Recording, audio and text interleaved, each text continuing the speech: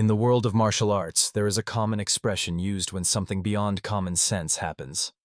This expression is, "Such is the true law of Jianghu." This expression became an internet meme and means that in this world only the strongest survive. And a girl named Heaven really liked this phrase. Every time the hero of another martial arts novel said this phrase, she felt relief. Because any adult living in the modern world has experienced something similar at least once. For example, when a manager handed Heaven a stack of documents and then asked her to sort and send them by the end of the day. At such moments, she always really wanted to use the law of Jianghu. Meanwhile, the manager asked if Heaven had finished reading the martial arts novels he recommended to her. In response, she assured with an awkward smile that she had already read them, for which the manager praised her, since other employees wouldn't even look at them. The performance evaluation depended on the manager, so Heaven continued to smile awkwardly. Initially, she started reading the novels to make a good impression, but they turned out to be truly interesting.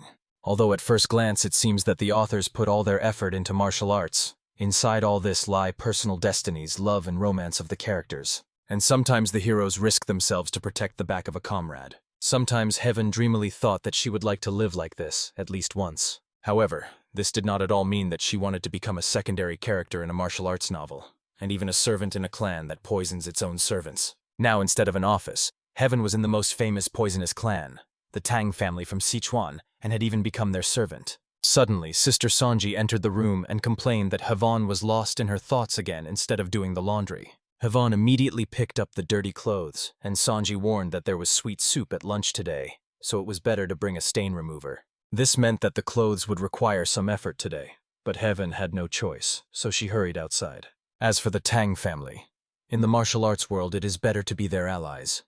Then Sichuan will become a place with noble traits and its own loyalty for you. But if you become their enemy, then Sichuan will turn into a place that does not shy away from vicious and treacherous methods. The Tang family is a clan of warriors balancing on the edge of the righteous and dark path. Their weapon is poison, which is why Heaven never felt any sympathy for this clan when reading novels.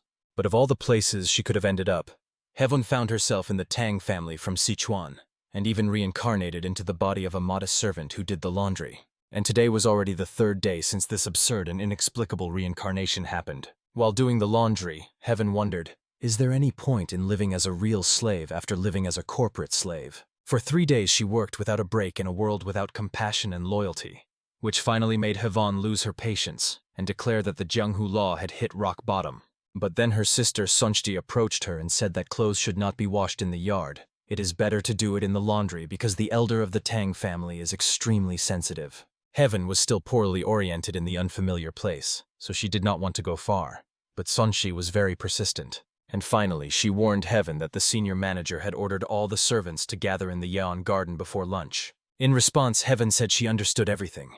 But at the same time she once again plunged into anxious thoughts. She still did not know where she was. Moreover, she had neither money nor strength nor connections, and this frightened Heaven very much. However, behind these frightening thoughts, she realized late that she could not find the laundry. Leaving the hall and turning left, Heaven was supposed to see a willow, but instead she found herself in the middle of the square. The maid who got lost on the way to the workplace. From such an embarrassment, Heaven sat down on the ground and grabbed her head. However, in the next moment someone approached her from behind and asked, "What is she doing here?" And when Heaven turned around, she saw a young man, and judging by his magnificent green robe, he was clearly not a servant. But then Heaven snapped out of it and quickly got to her feet because she remembered that not everyone in the Tang clan could wear a green robe. Only those recognized as masters of the Tang family's martial arts can wear it. In other words, the status of this young man is much higher than hers, and perhaps he is even the direct heir of the family. Therefore, Heaven respectfully bowed her head and, noticeably nervous,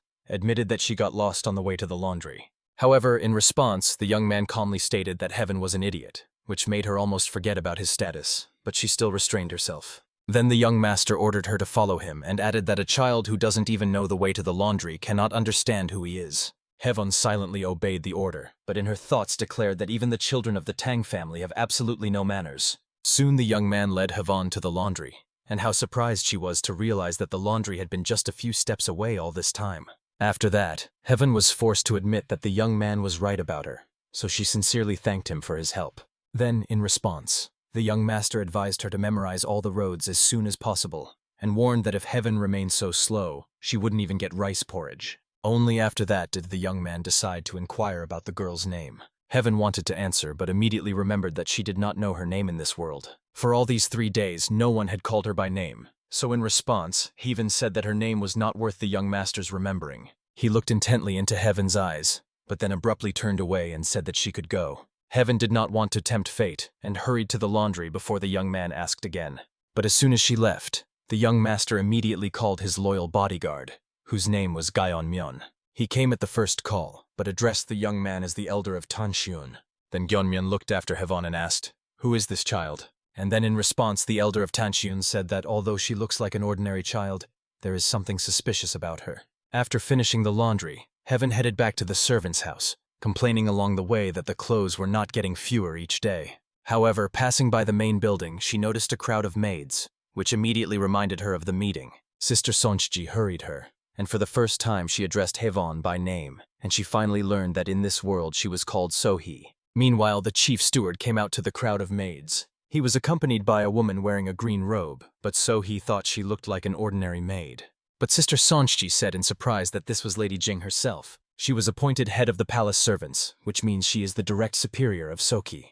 And then the chief manager announced that a meeting of the 5 great clans would soon take place. Therefore, the servants must watch themselves and not disgrace their masters, as the honor of the great Tang clan from Sichuan is at stake. Then Lady Jing took the floor and declared that she would not be lenient with idlers, so all the maids must promptly get to work. The servants immediately began to disperse to their tasks, and Soki decided to ask Sonji, "What are these 5 great clans?" Her sister was surprised by the question, but still explained that among the 5 great clans are their Tang clan from Sichuan and the Namgun clan. Next comes the Northern Ping clan, the Moyun clan, and lastly, the Jegal clan. Then Soki asked if the 5 great clans often meet together, to which Sonji replied, once a year.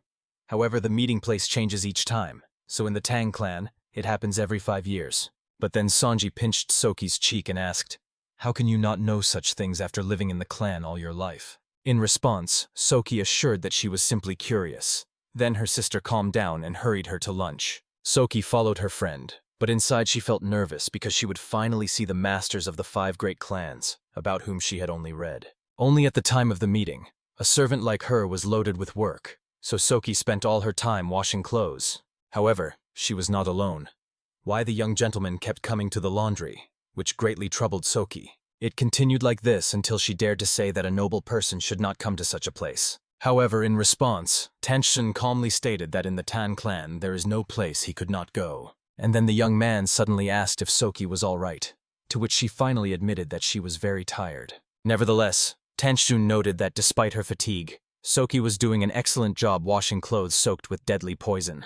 Ordinary people would be in critical condition from the slightest touch, but Soki felt only tired. However, at these words, she immediately threw away the poisoned clothes and asked in horror, why was she only told about this now? In her defense, Tanshun said he thought Soki already knew, to which she asked in a trembling voice, should she take the antidote? But Tanshun reassured the girl, assuring her that she was perfectly fine. Moreover, he explained that in the Tan clan they do not wash poisoned clothes, they burn them. From this followed the question of why someone would give Soki poisoned clothes to wash, but the girl did not know the answer. Then Tanshun smiled ominously and declared that the answer was obvious. Someone tried to kill Soki by giving her poisoned clothes. From these words, Soki was horrified. After all, she was a simple maid. Why would anyone wish her death? However, the next moment, Tanshun flicked Soki on the forehead and said he was just joking. Most likely, the other maids just wanted to scare her because they disliked her, as Soki was like an open book to them. But Soki believed that slipping poisoned clothes to someone just out of dislike, in a normal world, is called an attempt on murder. Meanwhile, Tanshun stated that Soki still did not need an antidote, since without resistance to poisons, survival in this clan was impossible. Poisons are produced and researched only in the depths of the clan's inner halls, but completely removing the poison that seeps into the air is impossible. That is why all servants must undergo training and develop resistance to poisons. For this, they consume a medicinal decoction containing poison once a week. After these words, Soki understood why the food yesterday had such a terrible taste. It was all because of that decoction. However, Tanshun assured that Soki no longer needed to drink it. Since she had already coped with the deadly poison, it would now be a waste of medicine. Also, Tanshun was extremely interested in observing Soki, so he promised to come here more often. As a farewell, he advised her to find Lady Jing and then left. Soki watched him go, and although she was not sure, she still hoped that Tanjin would continue to come here because he cared about her. And then Soki decided to listen to his advice, and thus, with dirty clothes, showed up at the office of the chief manager. Madame Jing immediately jumped up from her desk and indignantly asked, "Does Soki understand where she is at all?" But the chief manager immediately smelled oleander on the clothes, and therefore calmly reminded that poisoned clothes should be disposed of according to protocol. But Soki already knew this protocol, and she came here not for advice, but to report the arbitrariness. Madame Jing anxiously swore that she never gave the order to wash the poisoned clothes, so it was the subordinates who made a mistake during execution. However, in response, the chief manager got up from the desk and asked Soki, "Does she need an antidote?" Tanjin assured that she would be completely fine, but just in case Soki did not refuse the offer to take the antidote. Then the chief manager handed her a box with the antidote and inquired Soki's name. However, when she said her name, the chief manager suddenly flinched, and Soki found this reaction very suspicious. Then he cleared his throat and stated that Soki no longer needed to do the laundry. And then the chief manager addressed Madame Jing and instructed her to sort out this misunderstanding regarding the poisoned clothes. After that, Soki thanked them both for their help, and since she no longer had to wash clothes, she left the office in high spirits. However, in the next moment, Lady Jing held her back and asked, "Is she really the daughter of Choryan?" Sohi could not have known about this, as she had only recently relocated here. Meanwhile, in response, she said that blood cannot be deceived, with which Lady Jing agreed, since Sohi looked exactly like her mother. And she also revealed that Choryan was the greatest beauty of Sando. From the memories, Lady Jing became emotional and declared that if she had only known that Sohi was alive, she would have taken care of her long ago. Moreover, Jing mentioned the clan leader, calling him indifferent, and Sohi found this strange. But then the lady confidently headed to her room to personally inspect and provide Sohi with everything necessary. But seeing the servants' dormitory, Jing asked in horror, how did her blood relative end up in such a cramped little room? However, to Sohi, this room seemed much larger than the studio she rented in her previous life before relocation. Meanwhile, Lady Jing admitted that she would like to relocate Sohi immediately, but unfortunately, it would be difficult to do so now. And then she suddenly hugged Sohi tightly, and promised that she would relocate her within 10 days. At this, Jing said goodbye to Sohi and wished her a good rest. And when the lady left, Sonshi approached Soki and asked what she had done, since Jing had come here. In response, Soki stated that she did not know herself, and then asked her sister, why did she not warn that the dirty clothes were poisoned? But Sonshi was only surprised and answered the question with a question. Didn't Soki herself say that poisons do not affect her? Now Soki was surprised, and then her sister reminded her that these meannesses were arranged by Simyang and her retinue. But every time Soki said there were no problems with the laundry. And now Soki says such strange things, and even dared to accuse Sonshi, for which her sister gave her a slap on the head. However, after the whip came the carrot. Sonshi stroked Soki's head and praised her for finally telling Lady Jing everything. After that, her sister hurried Soki to dinner, but she thought all the way about who the real Soki was. After all, she preferred to deal with poison rather than get involved in conflict with people. And Lady Jing, for some reason, mentioned the clan leader. Because of these oddities, Soki began to wonder, is it true that she ended up in the body of a servant nobody needed?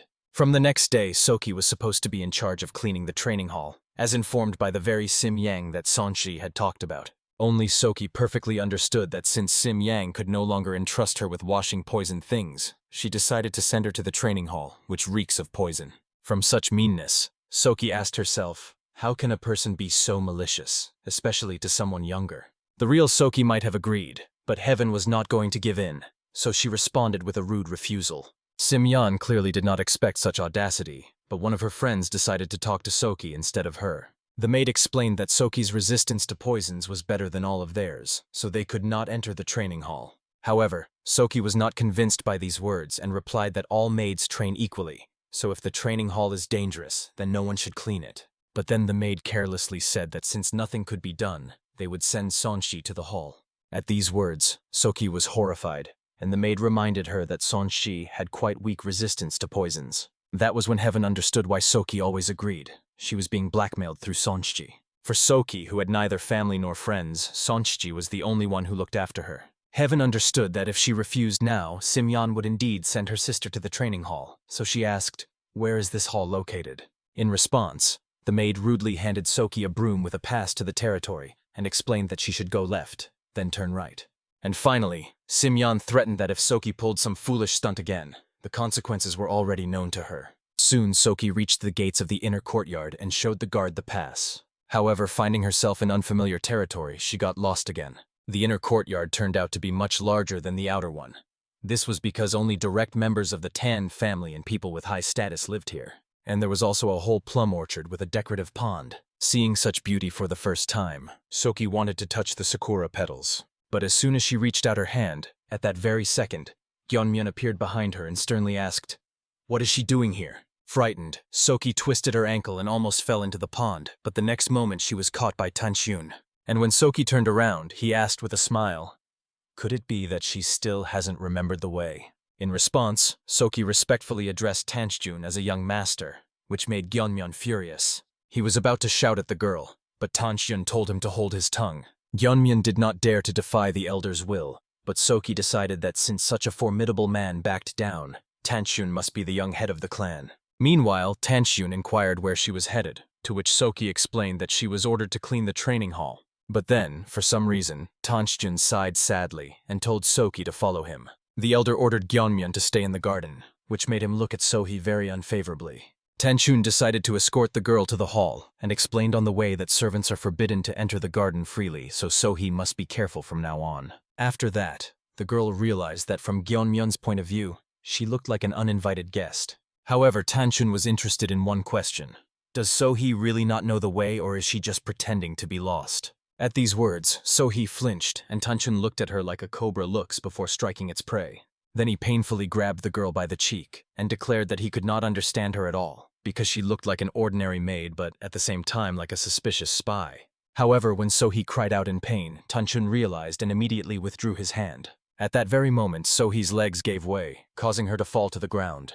Tanchun became seriously worried because he thought he had just pinched Sohee but apparently misjudged his strength. Through her tears, she complained that she could barely breathe from the pain. Then Tanchun suddenly said in surprise that even her crying face reminded him of Hwayeon. Sohee did not know who he was talking about, and in the next moment, Tanchun easily lifted the girl from the ground and declared that he would take her to the training hall. Sohee wanted to say something, but Tanchun did not want to hear anything, and calmly threw the girl over his shoulder like some kind of load. However, before he could take a single step, Sohee still managed to explain that she had dropped her broom. Soon they reached the walls of the training hall, where Tanchun finally let the girl go and handed her a gingerbread cookie.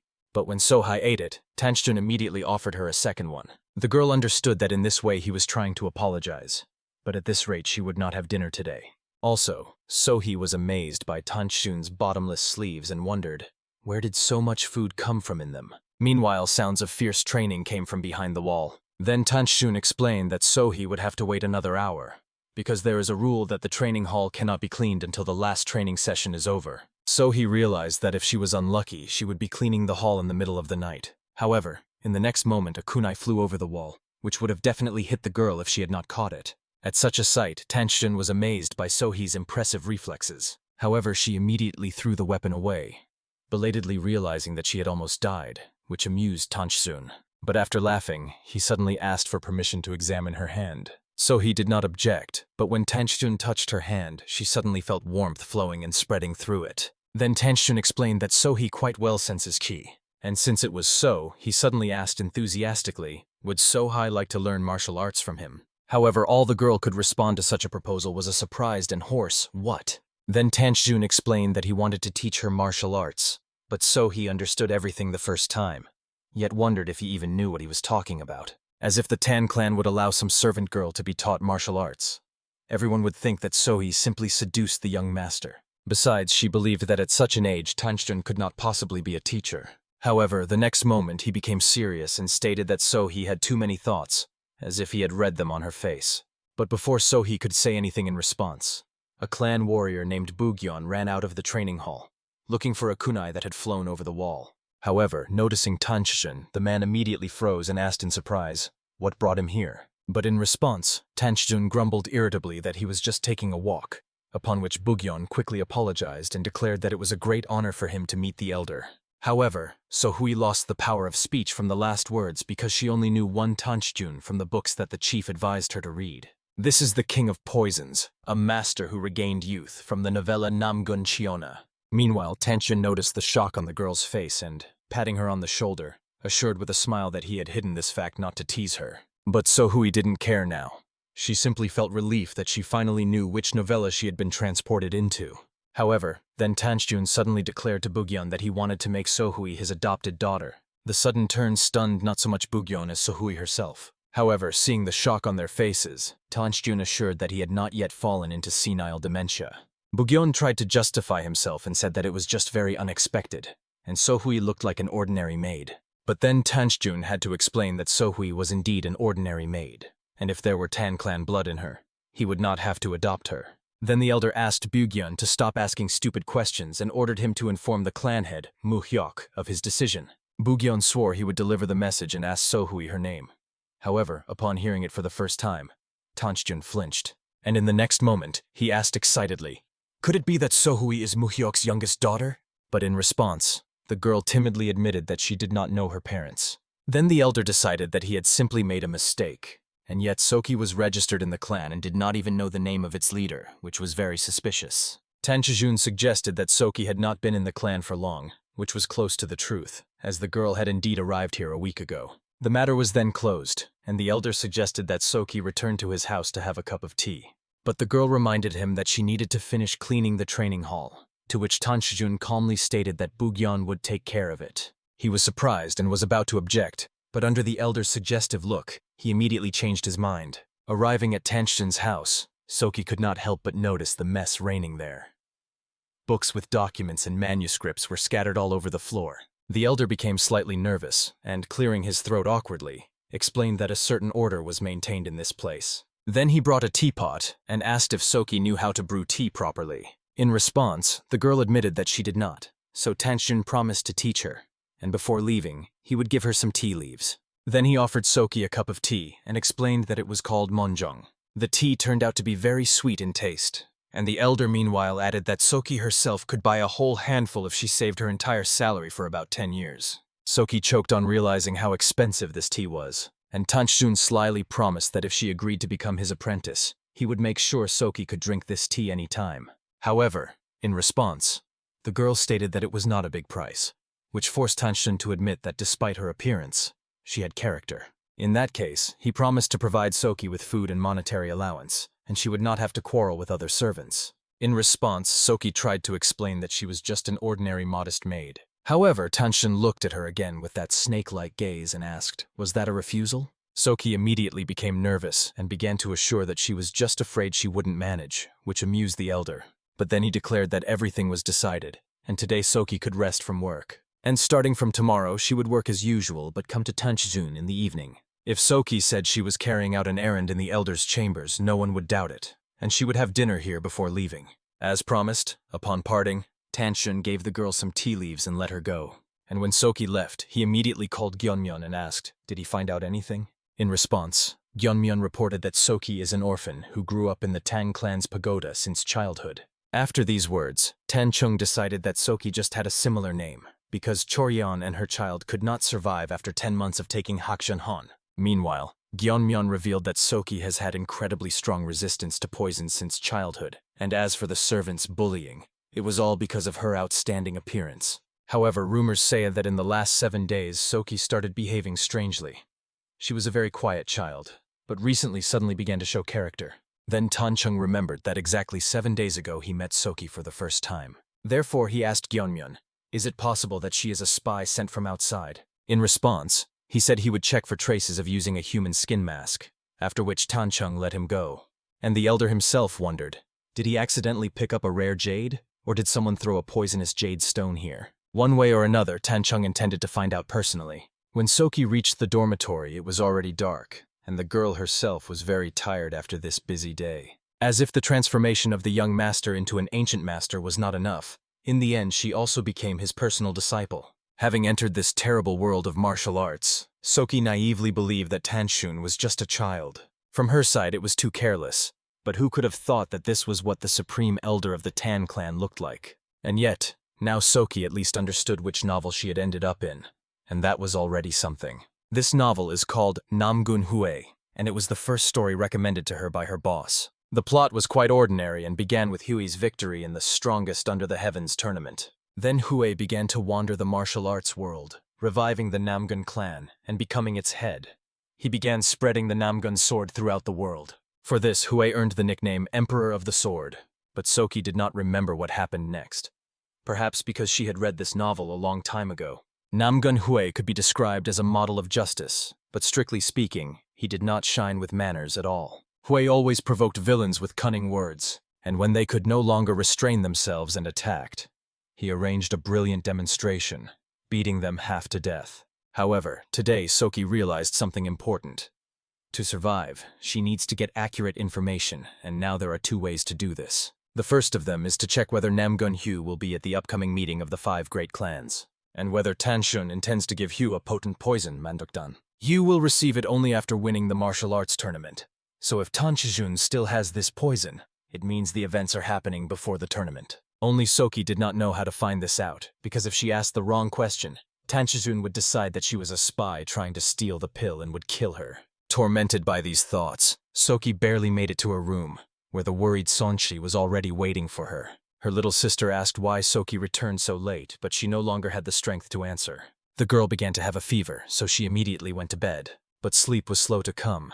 And then Soki thought that if she carried out orders without thinking, perhaps she would have a chance to survive. Only Soki did not want to live like that, and before falling asleep, she thought, how nice it would be if only she could go back. But unfortunately, even this night Heaven failed to return to her native world, so she immersed herself in work. However, that morning Tanshun ordered her to come to his house after sunset, fearing that people might misunderstand everything. So today, instead of cleaning the training hall, Soki will have to clean the elder's residence. Only Soha did not want to clean up that dump, and she also heard from other maids that Tanshun was so sensitive and picky that it was not worth getting caught in his sight and always be careful. However, in the next moment, the elder suddenly asked Soha to put down the broom and give him her hand. The girl did as she was told, and then Tanshun said with annoyance that her hand was too small to properly hold a throwing weapon. Therefore, at first, the elder put a coin in Soha's hand and asked her to throw it.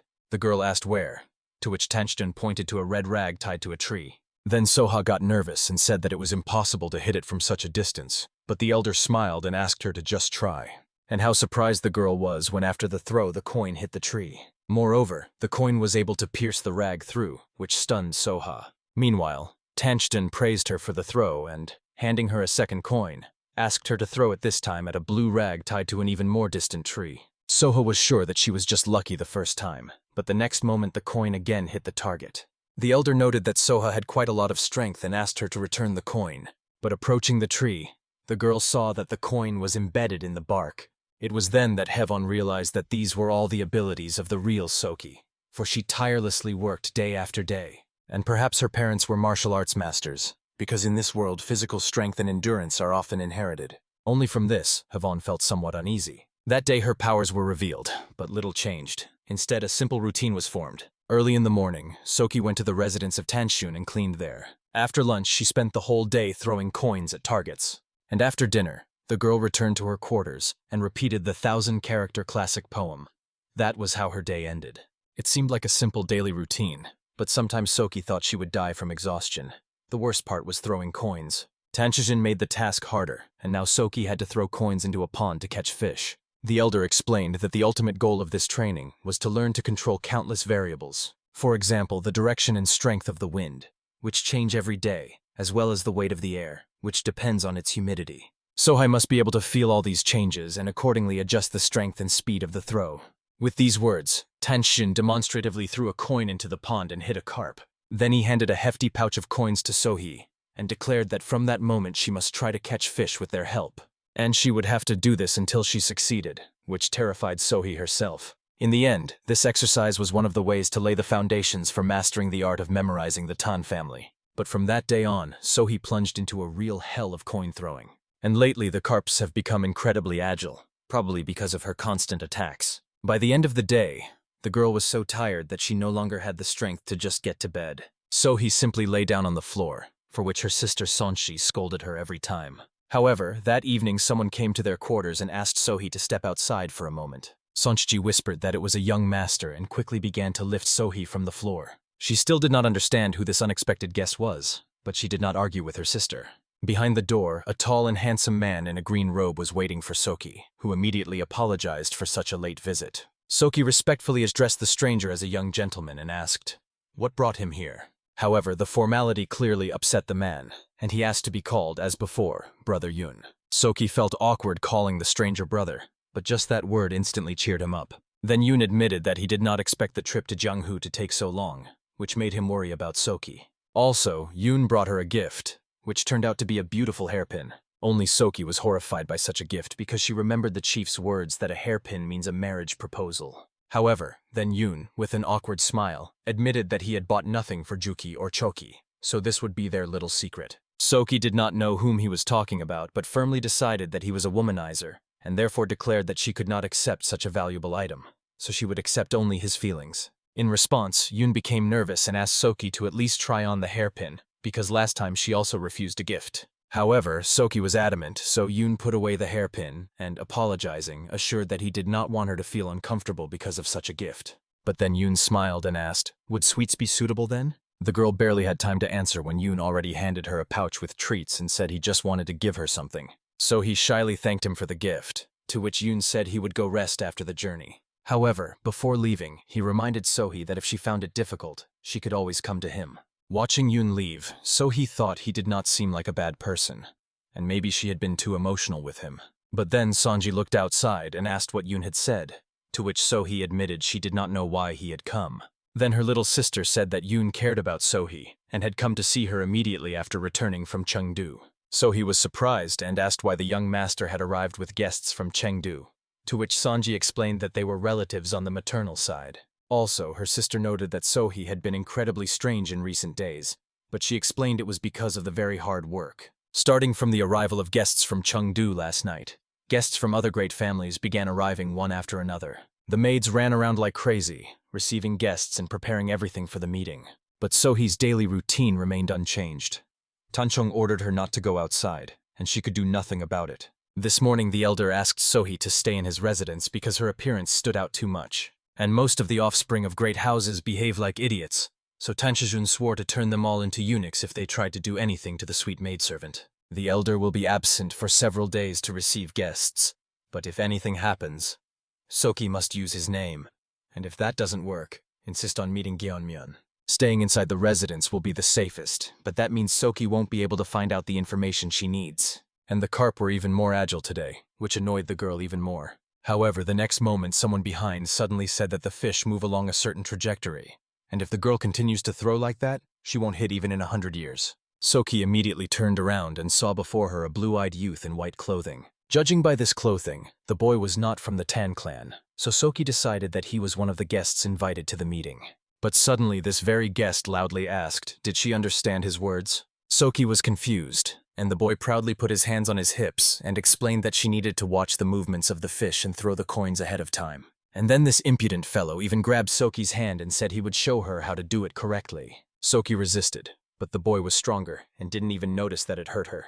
And the next moment, the coin hit the carp right on the head. The boy was delighted and asked Soki if she understood now, but the girl was more concerned about her aching wrist. The young man again paid no attention to this and asked offendedly, does she even know who he is? Soki knew perfectly well who he was, a rude brat who had invaded the residence of the supreme elder of the Nam clan, but aloud she assumed he was just a guest of the clan. Then in response, the boy indignantly declared that he was Namgun Hui, the young master of the Namgun clan. Soki, of course, knew that Namgun Hui was rude, but she did not expect that this child would be him. And since the main character of the novel is so young, the current events take place much earlier than the main storyline. Meanwhile, Hui proudly declared that since Soki now knows who he is, she must show him respect. This brat had absolutely no manners. But after all, he was the future pillar of one of the 5 great clans, so it would be better not to make a scene in front of him. Soki understood that she had to do her job and escort the guest of the Namgun clan to his chambers. However, instead she disdainfully stated that such behavior was absolutely improper.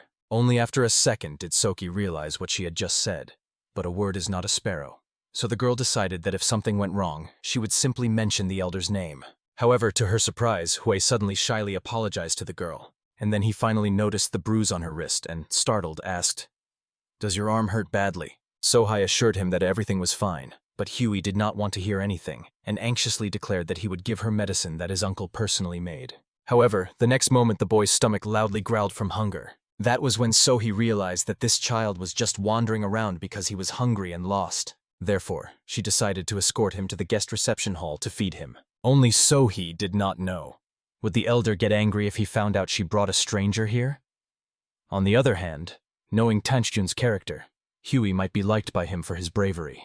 Meanwhile, Huey put a box of ointment on the table and explained that his uncle, Won Rayon, was the head of the medical hall, so Sohee could safely use this ointment. Sohee was amazed by this, because a person of her status could not even see such a thing.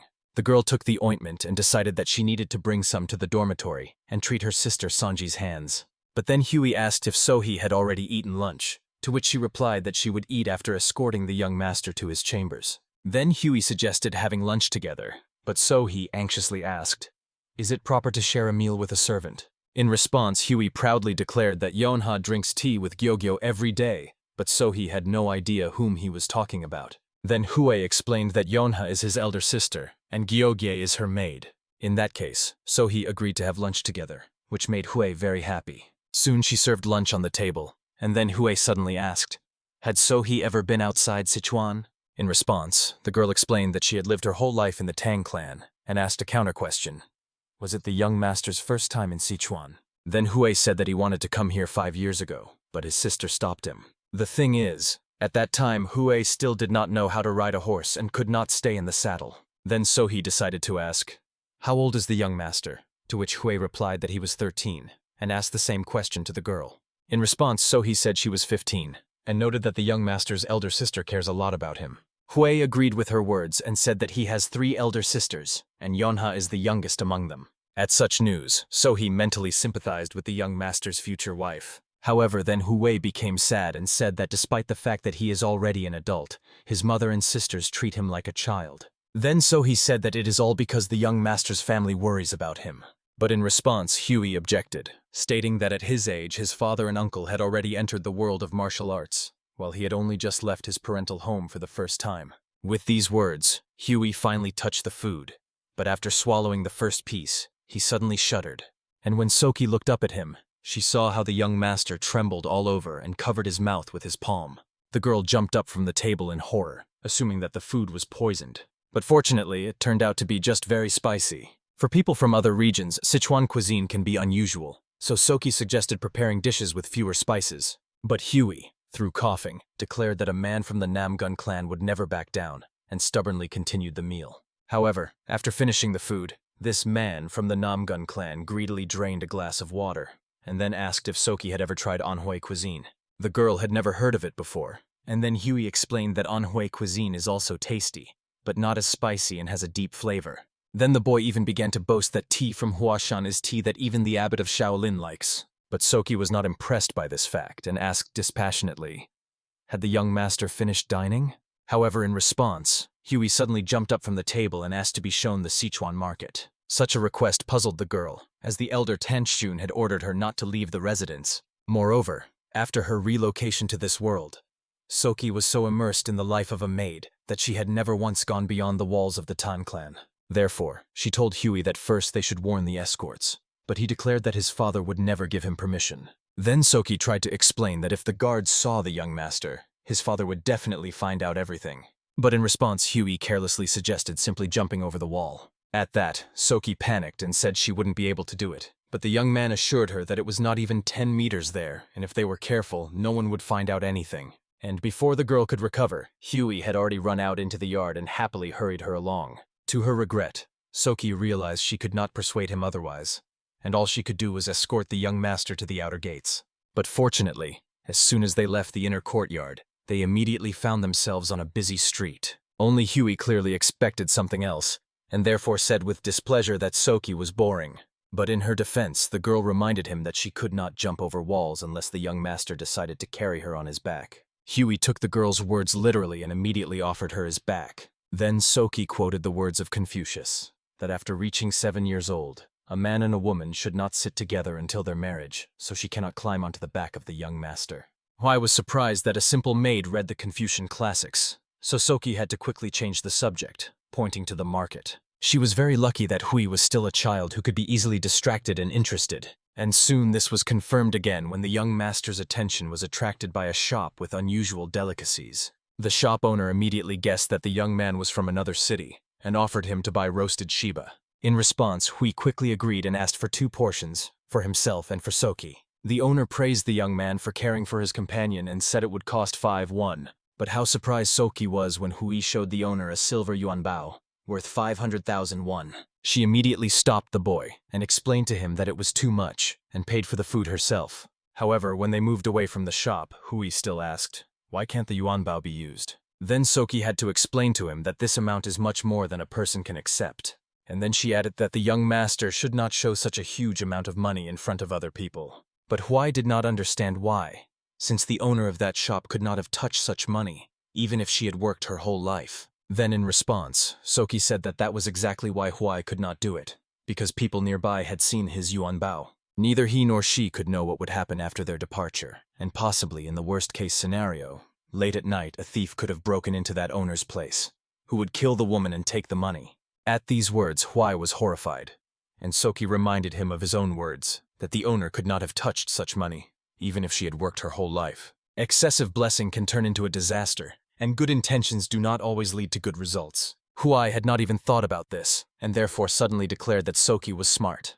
And then he just as suddenly turned around and added that it was time to return. At such a change, Soki was surprised and thought, had she made a mistake or were her words too bold? And when they returned to the palace at the outer gates, the girl noticed a crowd of people from both the Tang clan and the Namgun clan. Soki became worried that they were all looking for the young master, and in the next moment her fears were confirmed when the head of the Namgun clan noticed the son. He immediately ran up to Hui, and making sure he was all right, said that he should have warned him. In response, Hui respectfully stated that he had acted thoughtlessly, and from now on he would ask his father for permission. Then the head of the Namgun clan turned his attention to Soki and asked his son, "Who is this girl?" But the answer shocked both the head and Soki herself, because Hui declared that he wanted to take her with him to Anhui. Then the young man asked his father for permission, but in response, he could only ask, "Why so suddenly?" As for Soki, she decided that the young master had gone crazy. There was no truth in that, so the head invited both of them to his chambers. There Hui explained to his father that Soki was very smart, so he wanted her to be close to him. In response, the head grabbed his head and awkwardly asked his son, had he done anything that would make the girl want to stay close to him? But Hui did not understand the question at all, so Soki shook her head negatively instead of him. It was as if a stone fell from the head's shoulders, but then he asked his son, had he asked the opinion of this girl? And predictably, naive Hui said not yet, but Soki would definitely be glad because Anhui was a wonderful place. From the girl's expression, the head understood that she fundamentally disagreed with such a proposal, and finally asked, "What is her name?" In response, Soki warned that she had no surname and only gave her first name. Then the leader asked about her parents, to which Sohi confessed that she was an orphan. In that case, the leader asked the main question. If Hui asked to join the Namgun clan, would she agree? Sohi became nervous and, apologizing in advance, explained that she was under the guardianship of the elder Tanjun, and therefore could not decide on this matter. At the mention of the name of the king of poisons himself, the leader of the Namgun clan himself became anxious. And then he told his son that fulfilling his request was impossible, which made Hui ask why.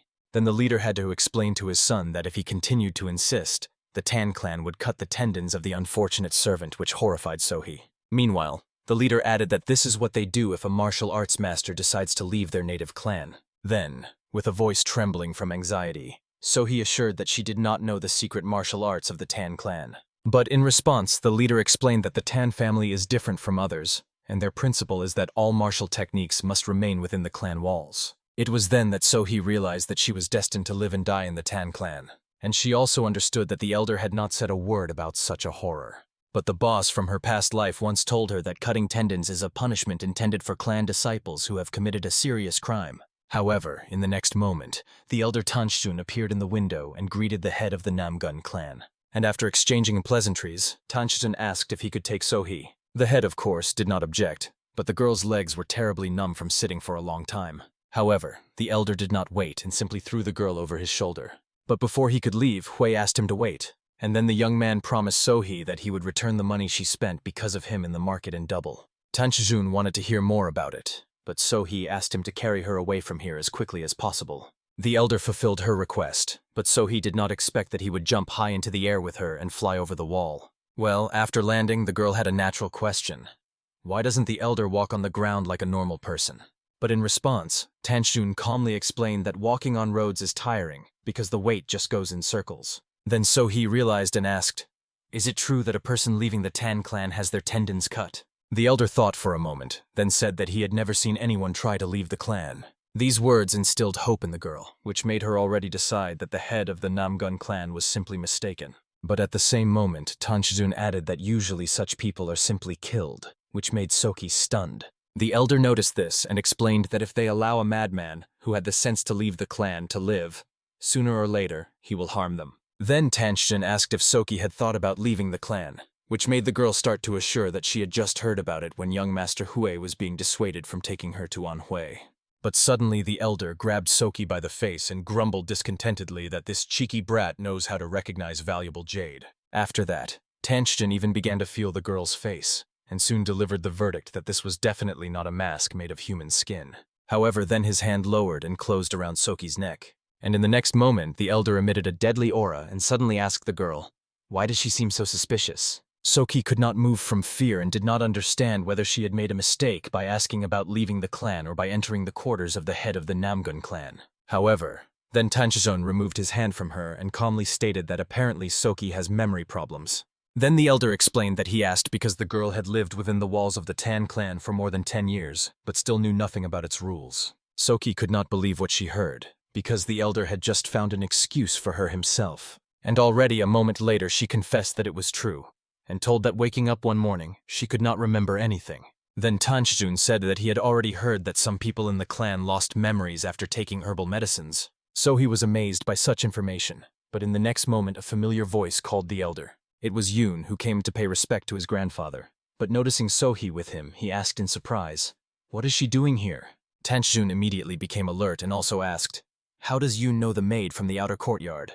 The elder had already begun to think that his grandson was a fool for girls, but Yoon assured that it was not so, and stated that So-hee is his younger sister. Not only the girl was stunned by such news, but even Tanshijun, and Yoon reminded his grandfather about Choryeon from the Pavilion of Lunar Fragrance. The elder remembered this woman well, because 16 years ago Yoon's father got drunk like a dog, and then he finally realized that So-hee is the daughter of Choryeon and Muhyuk. However, in the next moment Tanshijun emitted such a monstrous aura that Yoon and So-hee began to suffocate from choking. And then the elder's face twisted with anger, and through a snarl he loudly questioned, "How can one be so insane?"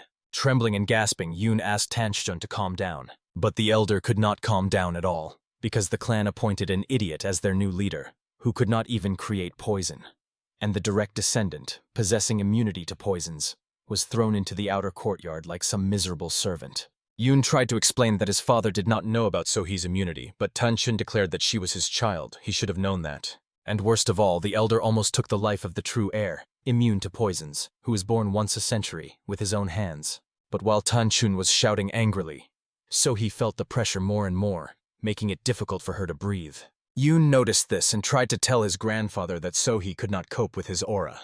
However, in the next moment Yoon suddenly coughed up blood, and there was so much of it that So-hee, horrified, decided that he was dying. This was the last straw, and the girl lost consciousness. The last thing she saw before the world was swallowed by darkness was Tanshijun rushing to help her, and it was him whom So-hee saw first when she opened her eyes again. The girl quickly got out of bed and looking around realized that she was in the elder's private chambers, and he, with great guilt, asked her not to get up and apologized for causing a scene. So-hee lay back down on the bed, and then Tanshijun explained that he was her great-great-great-grandfather, but she could just call him grandfather. Then the elder addressed Yoon and told him to rest as well after everything that had happened. But he asked for permission to stay a little longer because he was worried about his sister, which made So-hee mentally ask his forgiveness for the misunderstanding. However, Tanshijun was adamant and fatherly reminded him that a person with weak meridians should not overexert themselves. Then Yoon still obeyed and said goodbye to his sister, promising to visit her again. However, So-hee was alarmed by the elder's words about weak meridians, because it is a disease where blood vessels become clogged and a person dies young. When So-hee had just started reading novels, the chief explained to her that most often this ailment affects children from wealthy families, but only because they can see a doctor and get a diagnosis. Children from poor families cannot even see a doctor, so they simply drop dead. Readers feel more sympathy for the talented hero who dies young, which made So-hee regretfully wonder, why are authors so cruel? Meanwhile, Tanshijun warned that he would also go rest, and So-hee should stay here for the night. The girl realized this and was about to return to her room, but the elder declared that one night on the floor would not break him, and then left alone with herself. Soki realized that now all the pieces of the puzzle were falling into place. A body completely impervious to poisons and absurdly strong for a simple girl. A strange reaction of people that heaven had observed since the moment of her reincarnation into this world. All because she ended up in the body of an illegitimate child who was abandoned as a servant. Heaven cursed the Tan family for their madness. But by cruel irony, in this world she turned out to be one of them. And worst of all, Soki is an illegitimate child whom the clan rejected, which throws her into an even deeper pit. The next day, Tanchjun decided to visit the clan leader together with Soki, who was her father. Only the whole way the girl for some reason spent under her grandfather's arm. At the gates of the residence of the clan leader, guards awaited them, who asked them to wait while they informed the leader of the guest's arrival. However, the elder did not want to wait for these formalities and simply jumped over the wall together with his granddaughter. And then, without ceremony, he entered the leader's office and called him over. If ManhwaCapped was surprised by the elder's sudden visit, he did not show it. However, then Tanchjun lifted Sohi before him like a small child and declared that he would raise his daughter as his own. It was then that ManhwaCapped's face finally twitched with shock. But in the next moment, the clan head pulled himself together and asked the elder not to interfere in the upbringing of his daughter. And then he gave Sohi a look as if he were looking not at his own daughter, but at a lump of dirt. To calm her fear, Sohi smiled and remembered the proverb, "You must not spit in a smiling face." But ManhwaCapped did it without hesitation, sternly questioning her. Why did she decide to stir up the past when she herself swore to live quietly? However, Tanchjun immediately defended his granddaughter and reminded that it was precisely because of ManhwaCapped that this child, born once in a century, rotted in the servants' quarters. Then, in his defense, the head declared that he had fulfilled his part of the bargain. He sheltered the prostitute mother and her daughter so they would not die of hunger. But to his words, Tanchjun said with a smirk that all of this was complete nonsense. Then ManhwaCapped lost his patience and, releasing a sinister aura, declared that he was simply following the clan's rules. So he again found it hard to breathe, while the head meanwhile asked Tanchjun, would he really risk undermining his authority for this girl? However, in the next moment, the oppressive aura dissipated as soon as the elder shielded Sohi with his body. And then he advised ManhwaCapped to always remember where the authority of the leader really comes from. It is given by the elders, and they can take it away at any moment. From such a threat, ManhwaCapped angrily struck the table with his fist and was about to say everything he thought about Tanchjun. But he had already said everything he wanted, and at the end only warned the leader that from now on Soki was under his protection. And when the elder and the girl left the office, ManhwaCapped could not calm his anger for a long time. Leaving the chambers and going outside, Soki finally felt relief. She was still shaking after the meeting with her father. Noticing this, Tanchjun gently placed his hand on Soki's shoulder and asked if she was all right, fully understanding the shock his granddaughter had experienced. Startled by the unexpectedness, Soki only nodded affirmatively. But inside she was overwhelmed with emotions. She was very angry at ManhwaCapped. Tanchjun only smiled in response and advised Soki to give free rein to her anger, as befits someone from the Tan family.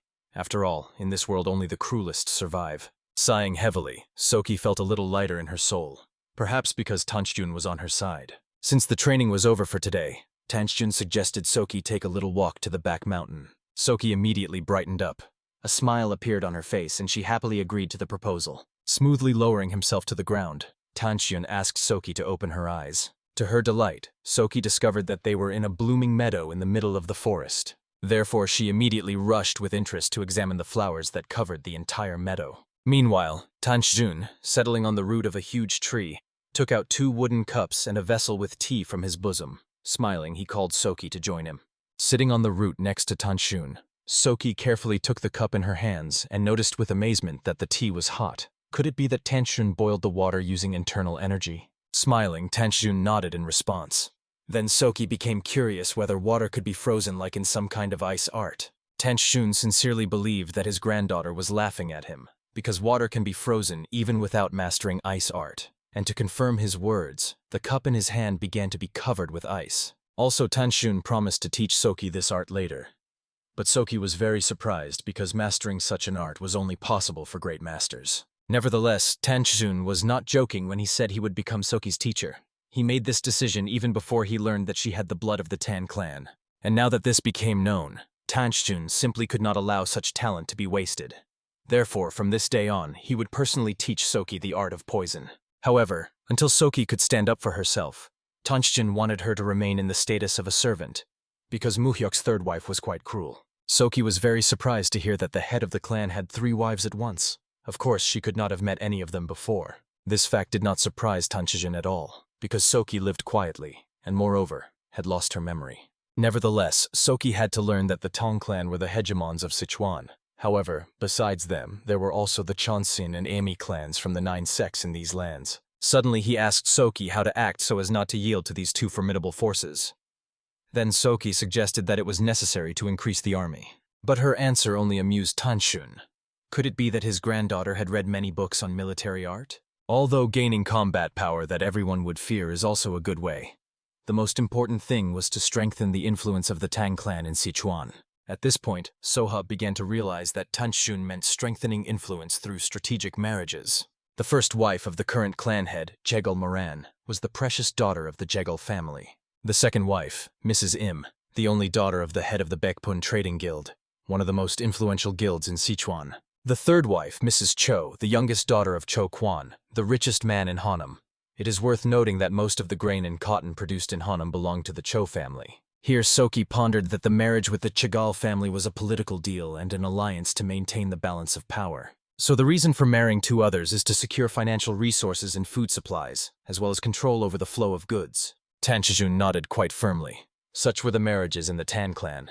Nevertheless, the wives of the clan leader were just as calculating as everyone in the Tan family, and could not miss out on profit. For all 3 wives of Muhyok, the main goal in life is to place their own child in the position of head and gain power in the Tan family. Soha's face darkened. It turns out that the problem is not so much in her existence as in the fact that she became a disciple of the Supreme Elder. And yet Soha should not have strained so much, because as long as Tanchjun was nearby, no one in the Tan family could even touch her with a finger. Suddenly Tanchjun decided to ask how far Soha had progressed in studying the 1,000-word text. Soha had nothing special to boast about, as she had advanced about 3/10. Then Tanchjun asked her to try harder, because first Soha had to master literacy in order to learn everything that a member of the direct branch of the clan should know. Soha was extremely surprised. Wasn't her training only about mastering the art of poisons? Did she really have to know something else as a member of the direct branch? Nevertheless, Tanchijun was determined, because for one who has grasped the essence of things, there is no difference between poison and medicine. To use poison correctly, one must first understand what medicine is. So first Soha had to study medicine. Of course Soha agreed with him, she just did not want to learn literacy. Tanchjun noticed a change in Soha's behavior but completely misunderstood it, perceiving it as a loss of patience for the awaited training. Suddenly standing up, Tanchjun said that they needed to return quickly so that Soha could master literacy as soon as possible. Soha was extremely surprised by this turn of events, since they had not even looked at the flowers. Nevertheless, she did not contradict the elder and accepted her fate with enthusiasm. Carefully descending onto the paved square, Tanchjun said that it was about noon, and Soha still had enough time to study 1,000 hieroglyphs. So he was amazed at how exactly Tanchjun was able to determine the time, deciding for herself that she would definitely ask him to teach her how to use the sundial. Then Tanchjun turned around and headed in the direction opposite the house. He planned to walk a little more, and he ordered Sohi to return back. Looking at the departing teacher's back, Soha wondered how soon Tanchjun would return. It was already quite late, so she decided to go set the table for now. When Tanchjun returned, Sohi was already finishing arranging the steaming dishes. Seeing the teacher, she invited Tanchjun to the table. Then Tanchjun took out a note and a small pouch from under his cloak. This was in front of Sohi's quarters, so he reasonably assumed that these items belonged to her. But Sohi saw these things for the first time, yet Tanchjun still handed her the pouch, which contained money. Nevertheless, Sohi was more interested in the note. Then Tanchjun asked Sohi to wait and, unfolding the letter, began reading it first. Sohi wanted to ask what was in the letter, but without a word, Tanchjun simply burned the message. Surprise appeared on Sohi's face. She finally saw the true fire of Samadhi. Even the ash from the paper remained neat. Tanchjun, shaking his hands, asked Sohi to tell Huey not to dare climb over other people's walls anymore, because he could fall into traps set along the walls. Judging by what the elder said, Sohi guessed that the letter was from Huey, so nodding affirmatively, she promised to deliver the message to the young master as soon as she saw him again. And then Sohi wondered, if traps were set around, why does Tanchjun climb over the walls? What if he himself falls into one of them? And as if reading her thoughts, Tanchjun immediately replied that he knew the locations of all the traps, having lived in the Tan clan all his life. Soki looked at him fearfully. Could it be that grandfather used some secret technique? But it was much simpler. Tanchjun just had to look at Soha's face to understand all her thoughts. Squinting cunningly, Tanjun suddenly asked if Sohee had really caught the eye of Huey from the Namgoon family. Sohee was outraged. How Tanjun could think that anyone would love a snot-nosed kid like Huey. She still preferred those who were older. Too young Sohee did not attract her at all. Satisfied with the answer, Tanjun smiled and then suggested to finally start the meal. It was already late when Sohee left Tanjun and headed home. On the way, she struggled to hold the gifts in her hands, seriously wondering if she should have taken them all at once. Of course, she planned to share these snacks with her little sister Sonjji. Suddenly, Soha's thoughts were interrupted by a familiar voice. It was Sonjji, who anxiously waited for her at the doorstep of their house, very worried about her friend since she had not returned home yesterday without saying anything. Sonjji immediately ran up to Sohee and began questioning her about what had happened during these days. Tears welled up in Sonjji's eyes, for she had already imagined horrors that could have happened to her friend. Sohee immediately apologized for her behavior, but Sonjji, wiping away tears, just waved her hand. The main thing was that her friend was safe. Suddenly, Sohee remembered the gifts and handed Sonjji the tea tube that the elder Tanjun had given. Opening the tube, Sonjji was very surprised, for it was a very valuable Monjong tea. Noticing the confusion on her friend's face, Sohee immediately explained that the tea was simply extra, so the elder gave it.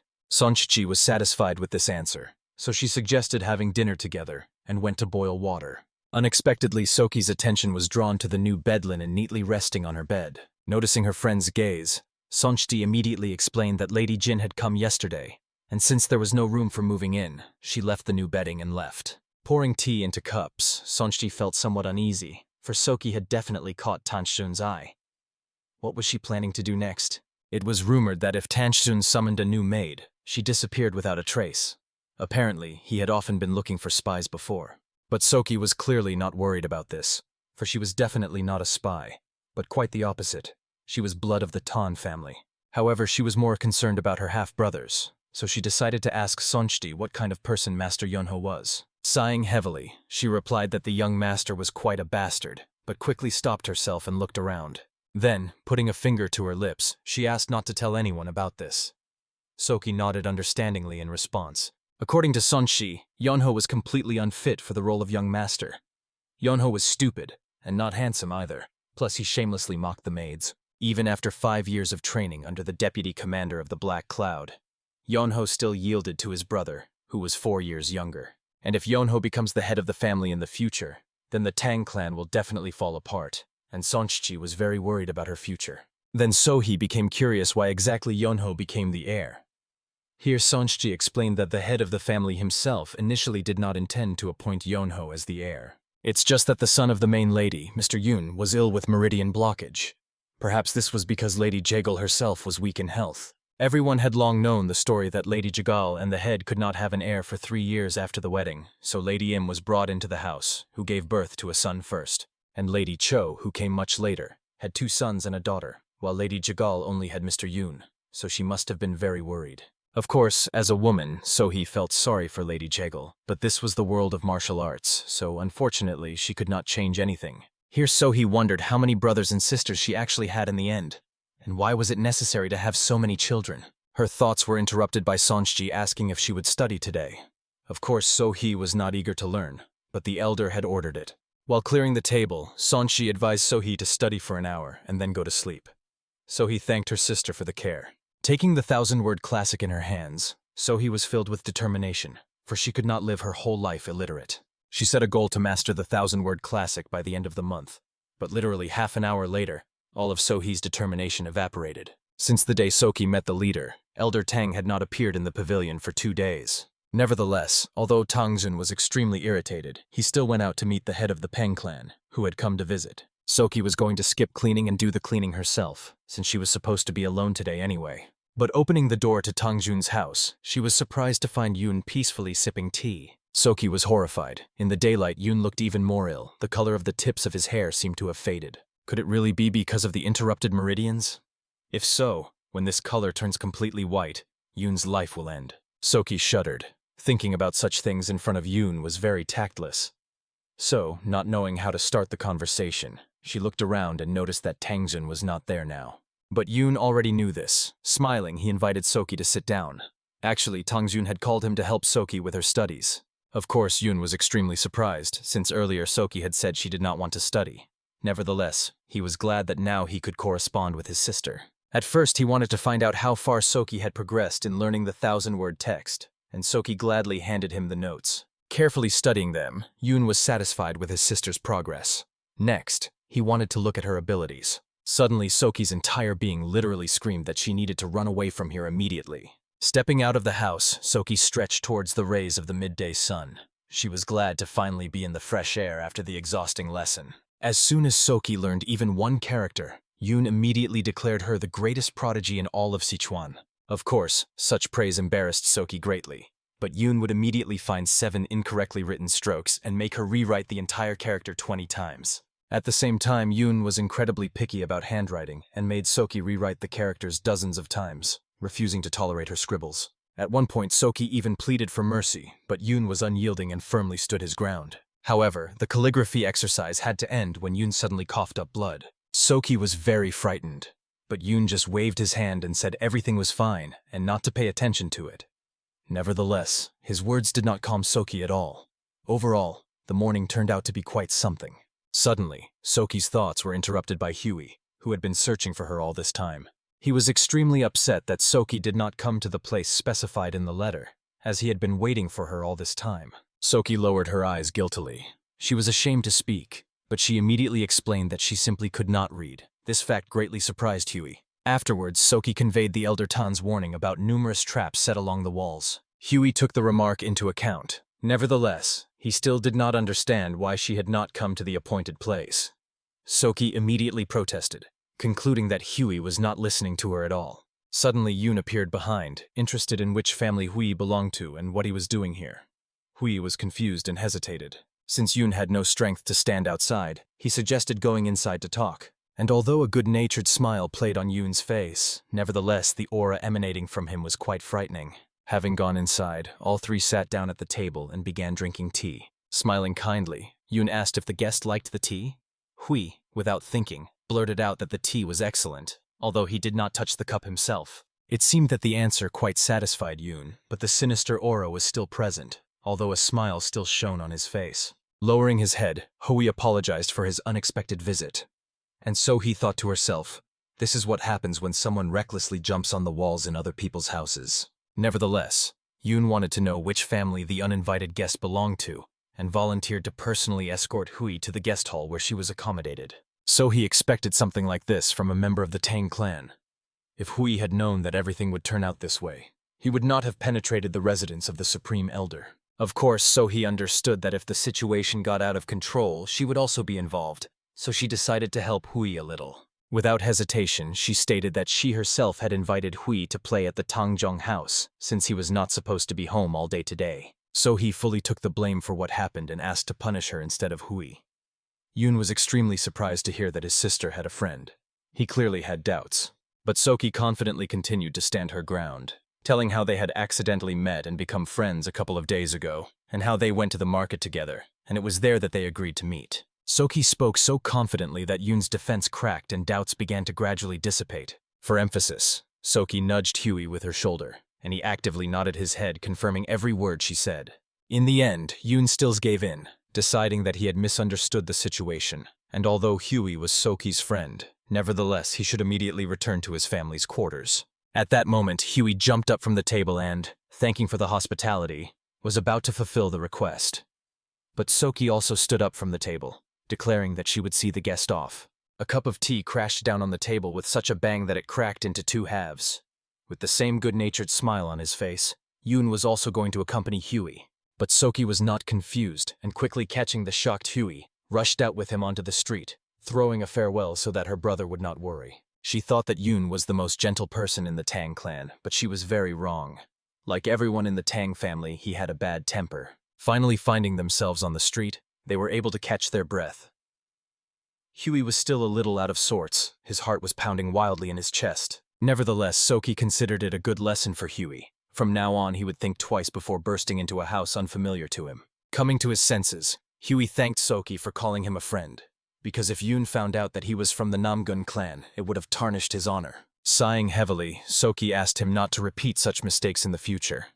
Huey apologized once again for what happened, as he could not have imagined that things would go so far. He also asked Soki not to worry about the letter, since there was nothing serious in it. To which Soki repeated again that she could not read. So even if Huey sent her a letter again, she would not be able to read it. Of course, Huey did not believe this, since Soki's hands were stained with ink just like a couple of days ago. She looked at her hands fearfully and immediately began to wipe them. Huey continued to insist that since Soki was learning literacy, she was obliged to reply to his next letter. But she protested again that she could not read, and was only studying the 1,000-character classic. Waving goodbye, Huey said at last that Soki should not rush, and should finish her studies before replying to his letter. But Soki was skeptical. It would take quite some time before she fully mastered this knowledge, and in principle, she did not intend to reply to Huey. Finally, the first day of the long-awaited meeting of the 5 great families arrived. Of course, it was good that the meeting was held so close, but the elder Tanchijun ordered Soki not to show herself. Nevertheless, she was immediately sent to the banquet hall where all the guests were gathering. Perhaps Lady Jin wanted to take care of Soki in her own way, since she only had to serve tea to the guests. Nevertheless, Soki was anxious that her father might notice her. But perhaps it was for the best, since the banquet hall was quite large, and if Soki hid, she might not be noticed. Meanwhile, Lady Jin was giving the final instructions before the guests arrived, warning the servants that if even one silver plate disappeared, they would all be punished. Looking around, Soki noticed that Sim Yan from Shenyang also worked in the banquet hall. She stared intently at Soki and passed by. Soki thought to herself that Sim Yan should focus on fulfilling her duties instead of exposing herself to her. Because of her thoughts, Soki almost forgot that she needed to find a place to hide. She quickly rushed off to search. Finally, the guests began to arrive, which meant that the meeting of the 5 great families was about to start soon. Soki decided to hide behind a column near the Moheon family table. Suddenly, she heard a familiar laugh. It was Yoon's brother who, accompanied by a girl in red named Ju Si, passed by laughing cheerfully. Yoon glanced at Soki secretly, but did not show that they knew each other, understanding the situation she was in. Soki sighed with relief. Carefully examining the girl, Soki wondered if this was really her stepsister Tang Ju Si. Of course, Soki did not know what she was really like, but by her appearance, it seemed that Ju was a spoiled girl with a bad temper. Suddenly, a blonde girl addressed Soki. Her name was Moheon Soye, and she wanted to know if she could sit here. Smiling kindly, Soki pointed to a place where the girl could sit, and she comfortably settled at a small table, ready to start the meal. But suddenly, a worried voice called out to her, calling the girl Yeye. It was Soye's father, who was extremely concerned that his daughter categorically refused to accept his help. Soye was outraged. After all, she was already 8 years old and could sit on a chair by herself. Moreover, she asked her father not to call her by her childish name. After all, they were not at home and others would scold him for excessive love for the child. But her father was not at all embarrassed by this, and he kissed Soye on the cheek, who, blushing, began to protest fiercely. From the very beginning, Soki was curious about who would represent the Moheon family. It turned out the young master was named Moheon Ki, and this was his only daughter Soye, in whom he was very fond. Suddenly, Soki noticed among the guests Tanchijun, and at that moment a voice seemed to sound in her head, clearly indignant that she had disobeyed the order. At first, Soki was very frightened by the voice in her head, but it turned out to be Tanchijun, who was communicating with her through thought transmission. He immediately ordered Soki to stand still and not try to respond. He also wanted Soki to try to avoid being noticed by Muhyoku as much as possible. Unexpectedly, Soye jumped up from the table and, pointing at Tanchijun, declared that she would marry this gentleman from the Tan clan. The guests in the banquet hall instantly fell silent and began whispering among themselves. Tanchijun abruptly stopped, not fully understanding what was happening. Moheon Ki, who was also shocked by his daughter's statement, quickly came to his senses and tried to explain to Soye that it was impossible, since Tanchijun was the supreme elder of the Tan clan, and moreover his age was quite respectable. But Soye was not going to give up. She had not heard of a law forbidding supreme elders to marry. Besides, she did not intend to live 1,000 years, so age was not an obstacle for her. Finally understanding what was happening, Tanchijun wearily rubbed his temples and asked Lady Moheon Soye to look for a more suitable candidate for a husband. Suddenly, a man of sturdy build laughed loudly from behind. He was teasing Tanchijun that he was chosen as a husband by an 8-year-old girl. Tanchijun looked sternly towards the man, who was an elder from the Peng clan. Nevertheless, the laughter not only did not stop, but even grew louder. Suddenly, Penak, as the elder was called, stopped laughing and skillfully caught the kunai thrown by Tanchijun. He immediately burst out with an angry bravado towards Tanchijun, asking what kind of manners were those to throw weapons at guests. But Tanchijun just waved his hand and replied that it was simply a greeting. Then Tanshun asked what Pennek had been doing all this time, to which he good-naturedly smiled and answered that he was making himself a coffin, since his build was not small. Suddenly, clearing his throat, Mohyok spoke up, announcing the start of the feast and wishing everyone present a good time. Sohee, who was watching everything from the side, was extremely surprised, as she considered this an official event, but it looked more like a farce. Some time later, Sohee humbly followed Tanshun and Pennek to the chambers of the Supreme Elder, and although she was grateful to Tanshun for leading her out of the event, he did it so openly that perhaps Mohyok noticed them. Suddenly, Pennek decided to ask if Tanshun was leading him to his dusty hole, to which he retorted that Sohee had just cleaned it up yesterday. Pennek turned around and, looking at Sohee, asked Tanshun if he really remembered the names of all the maidservants. Suddenly his eyes widened in surprise, and then he suggested that perhaps Sohee was the granddaughter of Hwayeon's sister? But then she would not be dressed as a maid. Tanshun immediately stated that Sohee has no relation to Hwayeon. Nevertheless, Pennek stood his ground, as Sohee looked very much like her. But Tanshun assured him that he himself was initially surprised and even touched Sohee twice, first thinking that she was a spy wearing a mask made of human skin. All this time, Sohee silently endured on the sidelines, but she was extremely worried about the unknown Hwayeon, about whom everyone kept talking. Suddenly, Pennek angrily declared that it was in bad taste to try to see a dead person in a living one, to which Tanshun confidently replied that he was not trying to. Then Pennek asked Tanshun why he kept a child so similar to his deceased sister with him. At the mention of these words, a chill ran down Sohee's spine. So that's why Tanshun took her as a disciple? Unexpectedly, she remembered that Tanshun had already mentioned Hwayeon in conversation. Then Sohee felt that he saw someone else in her. And then Sohee wondered, could it be that she was treated specially as a replacement for the dead? Then it was no wonder that Tanshun treated her so well. Suddenly, Tanshun demanded that Pennek immediately stop babbling, since Sohee had heard everything. Then Tanshun asked Sohee to come closer, and she obediently bowed her head and fulfilled the request. As soon as Sohee came closer, Tanshun instantly created a sound-absorbing barrier. Pennek was very surprised, wondering what his old friend wanted to say that he decided to use the barrier. As soon as the barrier fully covered them, Tanshun explained that Sohee is the youngest daughter of Mohyok, whom he kept on the side, and for some reasons she is not yet recognized as part of the main family. As soon as Pennek realized that the granddaughter of Tanshun was in front of him, he immediately apologized for his behavior and properly scolded himself. Nevertheless, Sohee replied that there was nothing terrible about it, and asked Pennek not to blame himself. Pennek, ruffling Sohee's hair, promised to arrange a lavish reception as an apology as soon as she visited him. Tanshun was outraged, asking why Pennek was pulling the hair of his precious granddaughter, and struck him on the hand with all his might. Of course, Pennek was taken aback by such impudence, but still decided to ask if Sohee was all right. She smiled and nodded affirmatively. Gently taking Sohee by the hand, Tanshun suggested continuing the journey and promised to tell her an old story as soon as they returned. Since Pennek felt heavy from a couple of pieces of meat, he coughed and decided to go for a walk so that the food would settle properly, and immediately disappeared from sight. Of course, Tanshun understood that this was just an excuse for him and Sohee to be alone. Slowly continuing the journey, Tanshun unexpectedly asked if Sohee was interested in knowing who Hwayeon was. She nodded affirmatively in response. Then Tanshun said that Hwayeon was his younger sister, who left this world at approximately the same age Sohee was now. Hwayeon was a talented and brave girl, a restless one, just like Sohee, whose every thought was written on her face. Only Hwayeon could not study the martial arts of the Tan clan. Her marriage was decided even when she was in her mother's womb. Hwayeon was to be married off in Hubei.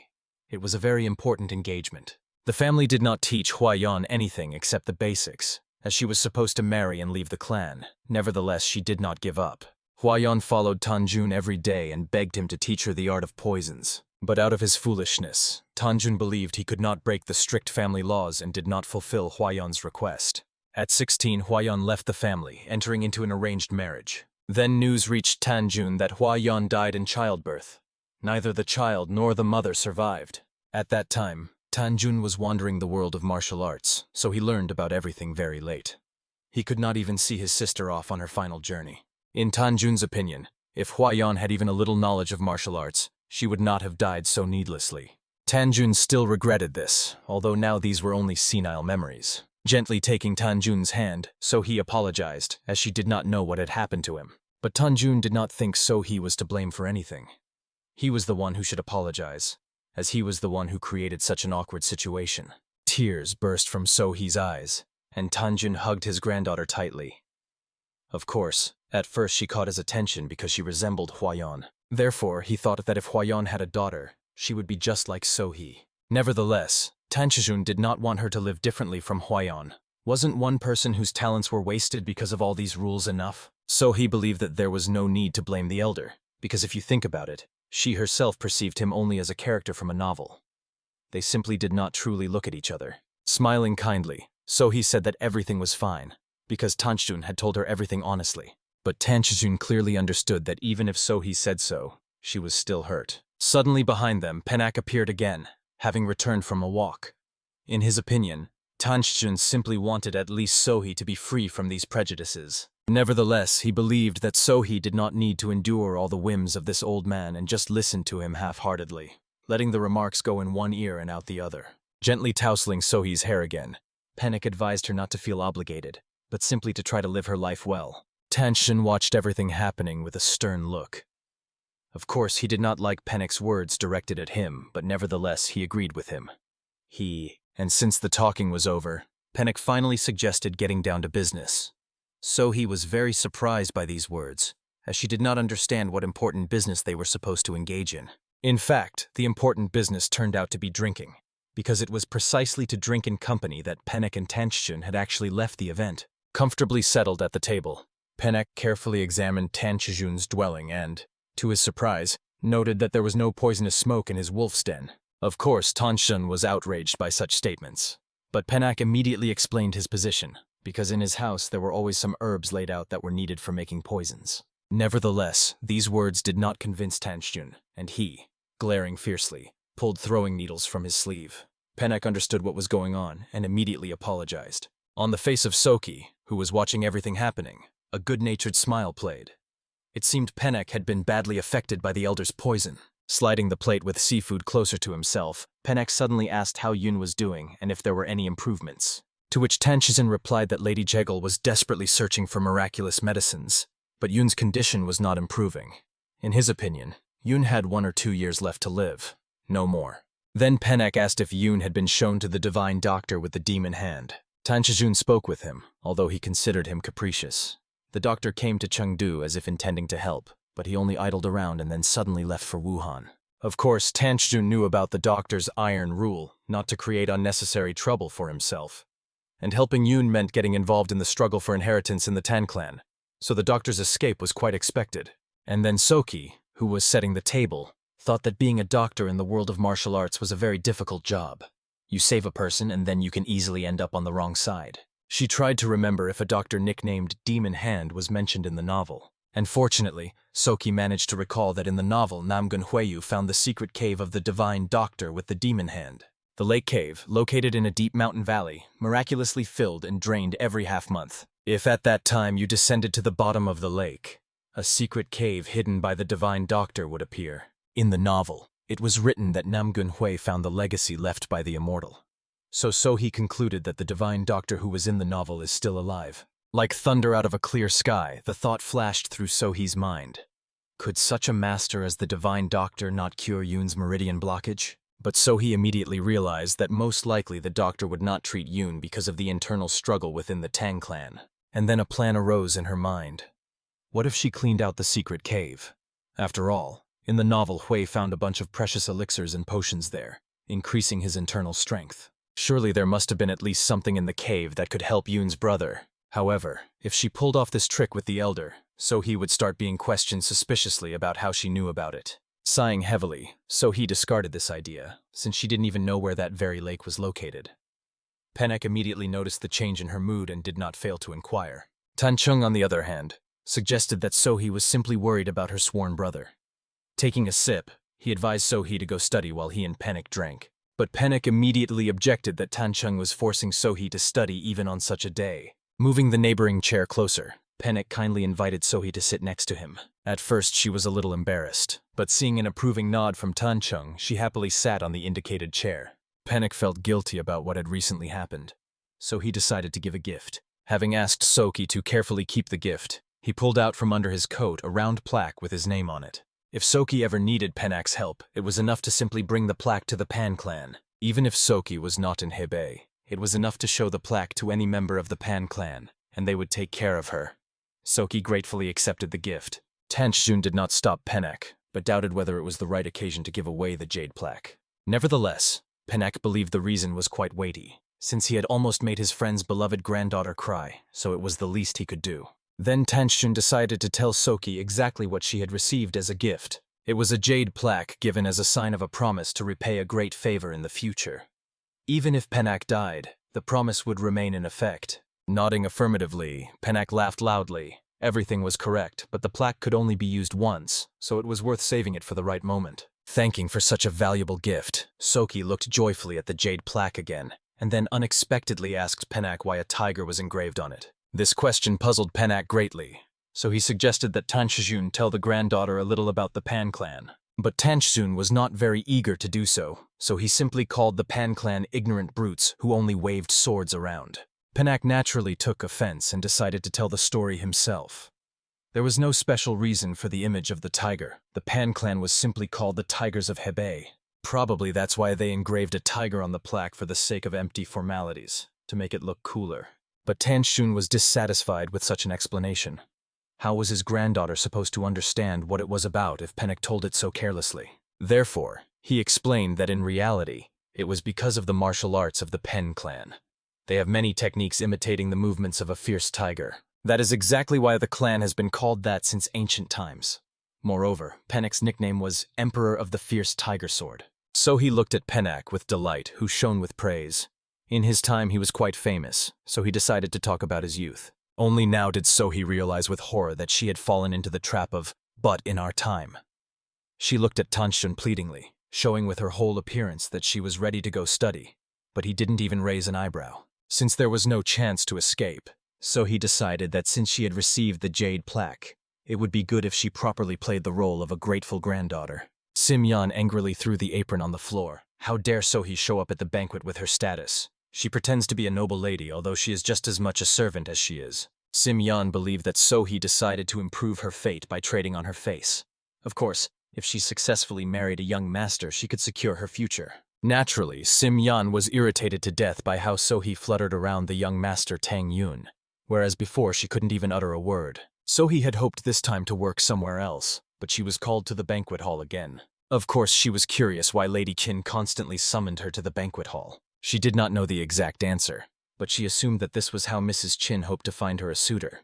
Although, to judge reasonably, what son of a noble family would marry a servant? Nevertheless, Soki decided not to dwell on this topic and to fulfill her duties as required. Unaware of it herself, Soki approached Huey's table, who joyfully extended his cup and asked her to fill it quickly. Everyone around was twice as excited as usual. However, Soki understood why. Not every day do you witness a marriage proposal from an 8-year-old girl. Watching intently as Sohi once again asked Tanchjun to marry her, Soki did not notice how Huey tugged her sleeve and suggested she sit next to him.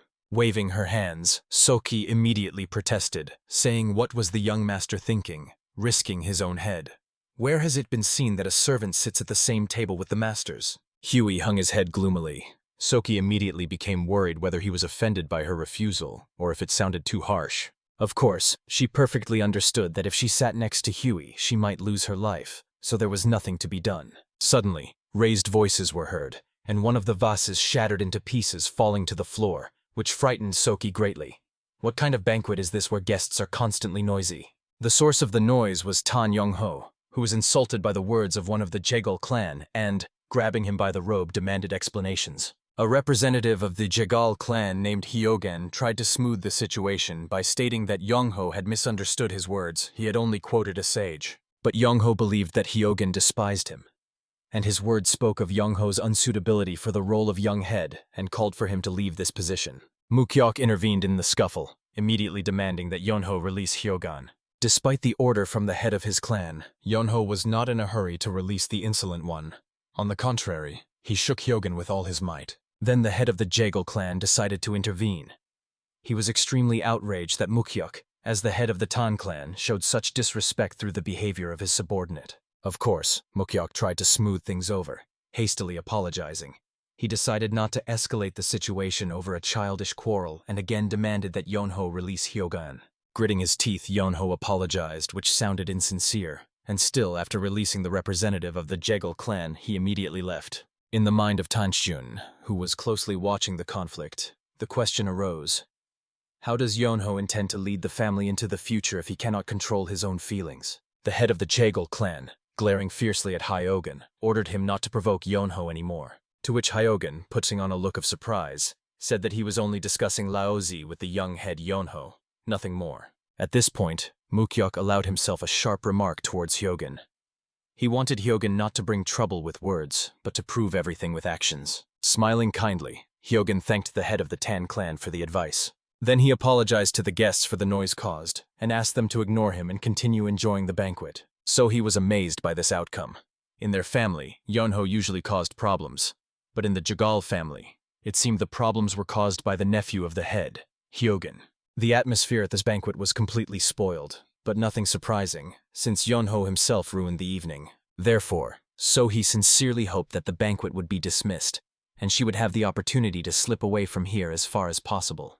Tanshin, noticing a glimmer of hope on Sohee's face, hinted with his entire gaze that she should behave properly. All this time, Huey sat as if on pins and needles, which was immediately noticed by the elder Namgun, who asked his son if everything was all right with him. He only nodded affirmatively. Then Huey suddenly asked Sohee to accompany him to the restroom. She was a little confused at first, but still managed to pull herself together and, pointing the way, followed alongside Huey. Stepping out into the fresh air, Sohee was very surprised. Huey himself had asked to be accompanied, so why did he go ahead? Nevertheless, she still decided to hint to Huey that the restroom was actually in the other direction. But he, turning around unexpectedly, said that there was no need to go to the restroom anymore. Then, smiling kindly, he explained that it was Tanchun who told him to take Sohee out for an hour. Sohee's eyes widened in surprise. It turned out the trip to the restroom was just a pretext to take her away from the banquet. Sohee was touched. Could it be that Tanchun noticed she was very tired and in this way gave her time to rest? And since it turned out that way, Huey asked Sohee if she knew any place where they could pass the time. And then Sohee thought she did not particularly know any places where she could take Namgun Huey. Suddenly an idea flashed in her mind. What if she took the young gentleman to the Hogawan Garden? The Hogawan Garden was carefully arranged as a backyard for the guests staying in the guest house. Stepping out onto the second-floor terrace, Huey was breathless from the beauty of the view. Skillfully catching a cherry blossom petal in midair, he quoted a line from a very famous poem, which greatly surprised Sohee. Then Huey quickly jumped over the railing, sat on the banister, and invited Sohee to follow his example. She laughed brightly and sat down next to him. Of course, sitting close was a bit awkward for Sohee, but there was no one else nearby, so she allowed herself to relax. Her gaze opened to a truly stunning view. Sohee did not even notice when spring arrived. A soft, warm breeze stirred her hair. Sohee closed her eyes in pleasure and relaxed so much that she did not notice when one shoe slipped off her foot and flew into the water. The splash of water snapped Sohee out of oblivion, and with horror she realized what had happened.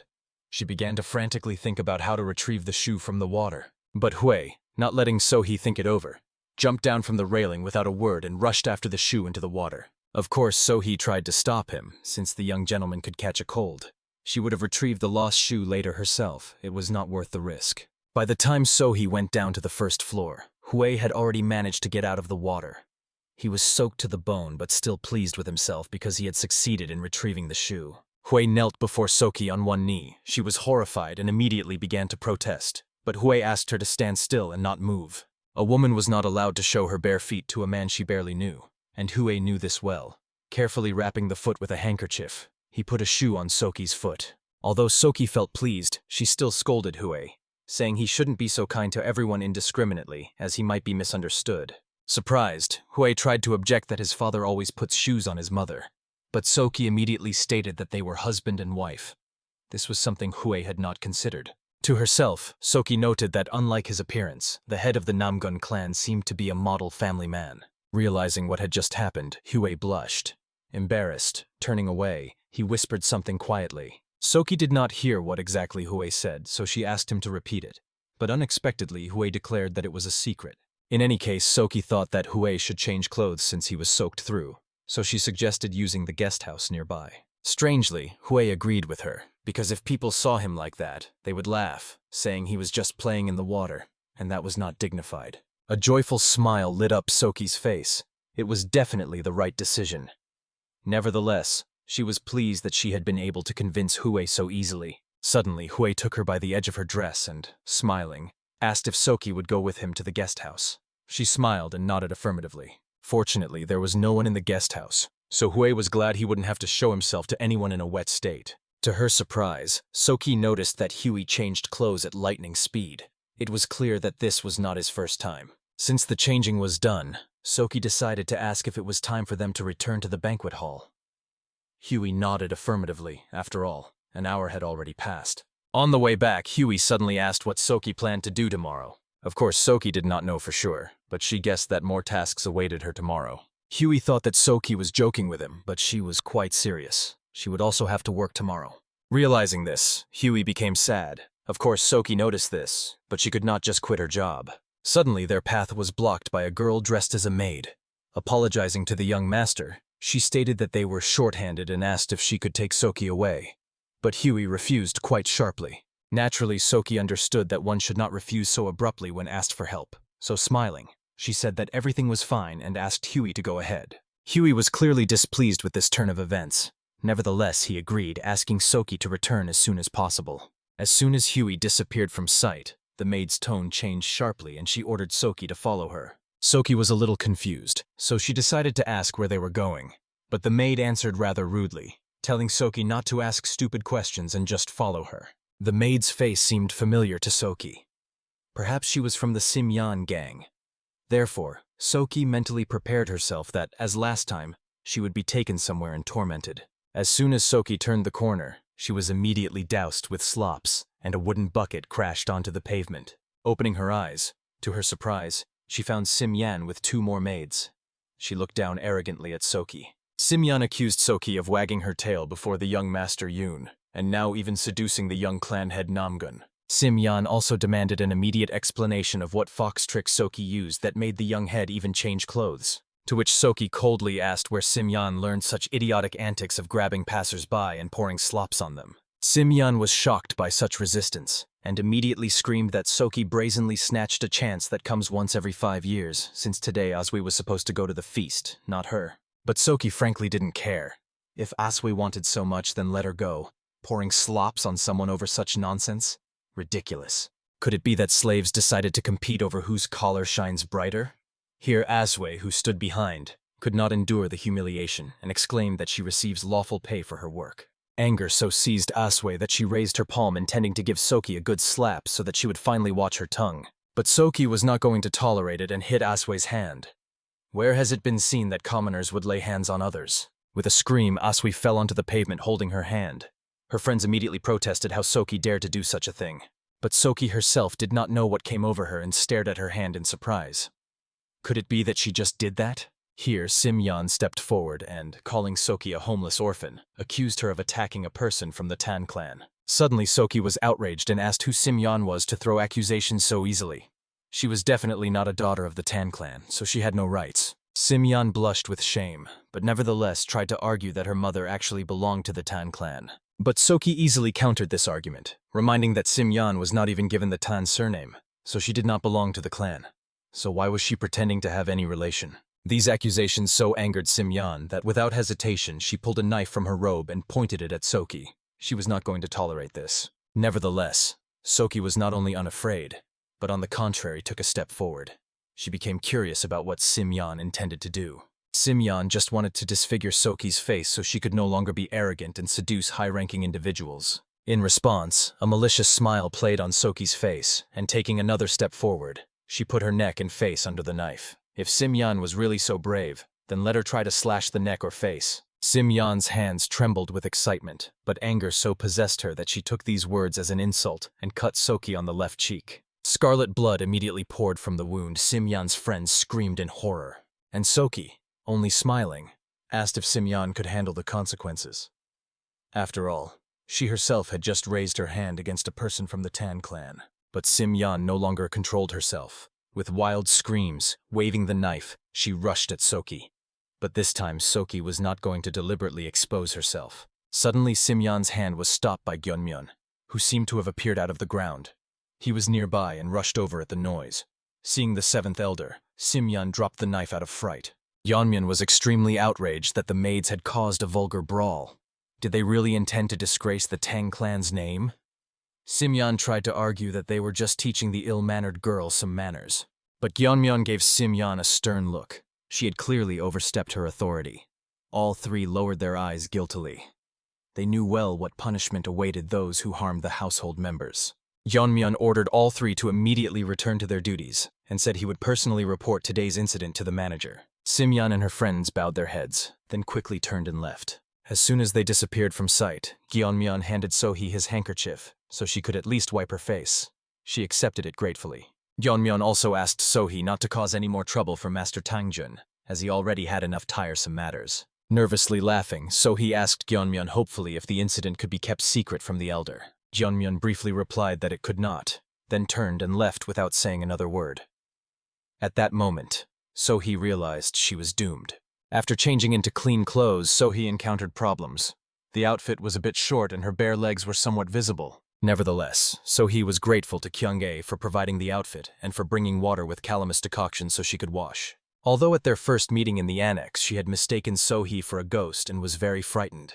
After calming down a bit, she decided to help. Sohee thanked Kyung-ae once again, as everyone avoided her and said she was dirty. And if Kyung-ae hadn't helped, Sohee would have remained in an unsightly state. Kyung-ae began to boil with indignation. She was upset about the situation that happened to Sohee, and also disliked Simyeon and her retinue, as they constantly pushed Kyung-ae and called her names. Suddenly, Sohee noticed that the palm of Kyung-ae's right hand was scraped and immediately offered to bring a good ointment from her chambers. In response, Kyung-ae nodded happily. Unexpectedly, a familiar voice reached Sohee. It was Sanji, who was desperately looking for her friend. Finally finding her, Sanji was very surprised. Could it be that Sohee had already bathed? Nevertheless, she said that Sohee was being sought by Master Tanjun. A chill ran down Sohee's spine. Probably the seventh elder had already reported what had happened. Carefully knocking, Sohee stepped over the threshold of the house. She still hoped that despite what happened, Tanjun would not scold her too harshly. Tanjun was busy wiping priceless white porcelain and without looking up began to reprimand Sohee, as he had only allowed her to walk for an hour, but she had managed to get into trouble. Of course, Sohee did not do it on purpose, but she still apologized. Fortunately, Gyeongmyeon was passing by. When Tanjun finally looked up, he immediately fell silent, and a white porcelain cup flew to the floor. Sohee jumped up in fright, as it was the last white porcelain cup, and Tanjun valued it very much. Nevertheless, Tanjun paid no attention to the remarks. He quickly rushed to Sohee and examined the cut on her left cheek. Tanjun boiled with anger. Who dared to touch the precious face of his granddaughter? He was ready to tear the scoundrel to pieces. Only now did Sohee remember the wound on her cheek.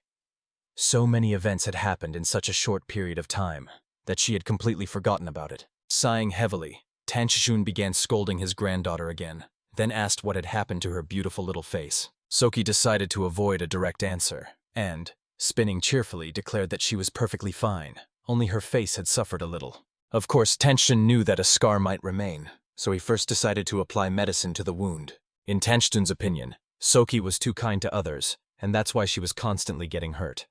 He carefully scooped ointment from the jar and began treating the wound. Sohee grimaced. It wasn't so much pain as unpleasant. Nevertheless, Sohee disagreed with the elder, since she had also hit back. Slamming the lid shut sharply, Tanjun declared that it was better for Sohee to cause trouble than to allow anyone to beat her up. Sohee reminded him again that she had also hit back, but Tanjun was not satisfied with that. He intended to teach his granddaughter hand-to-hand combat since the opportunity had arisen. Sitting on a chair, Sohee repeated where all the mahel were located as Tanjun had explained. A mahel is a pressure point, pressing which causes numbness of the body. On the shoulder it was Kogol, at the back of the neck Chonju, on the arm Pyu, on the palm Hog, under the knee Winjun, and on the foot Konsong.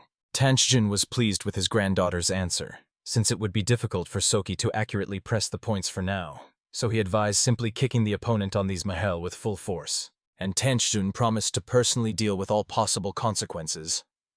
Sohee nodded affirmatively in agreement. Also, Tanjun allowed Sohee not to go to the evening feast. Gyeonmyeon had to sort everything out. Of course, Sohee was grateful, but wasn't grandfather planning to go to the feast himself?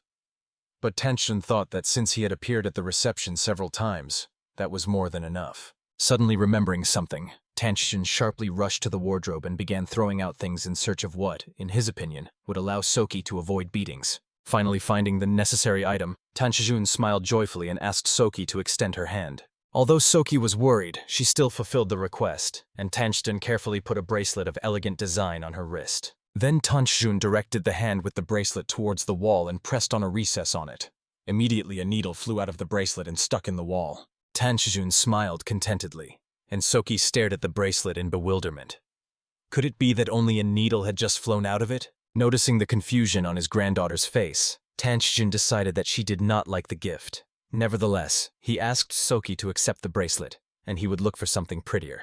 But Soki immediately protested. In fact, she really liked the gift. She was just a little surprised, that's all. A little embarrassed, Tanjun explained that the needles contained a weak poison and asked Soki to always wear the bracelet, as it might come in handy in an unforeseen situation. When the formalities were over, Tanjun asked if she would stay for dinner. Soki was already quite hungry, so she did not refuse. To Soki's surprise, Tanjun asked to invite Hui, who had long been loitering on the street in front of the house and was very annoying him. As it turned out, Namgun Hui was indeed nervously pacing back and forth in front of the elder's house. It was already quite dark outside, so he grabbed a lantern and went outside to ask what Hui was doing here. In fact, Hui was looking for Sohee, so he came to the elder's house hoping to find her there. Noticing the wound on Sohee's cheek, Hui immediately asked if she was okay, but she just waved her hand and replied that it was just a scratch.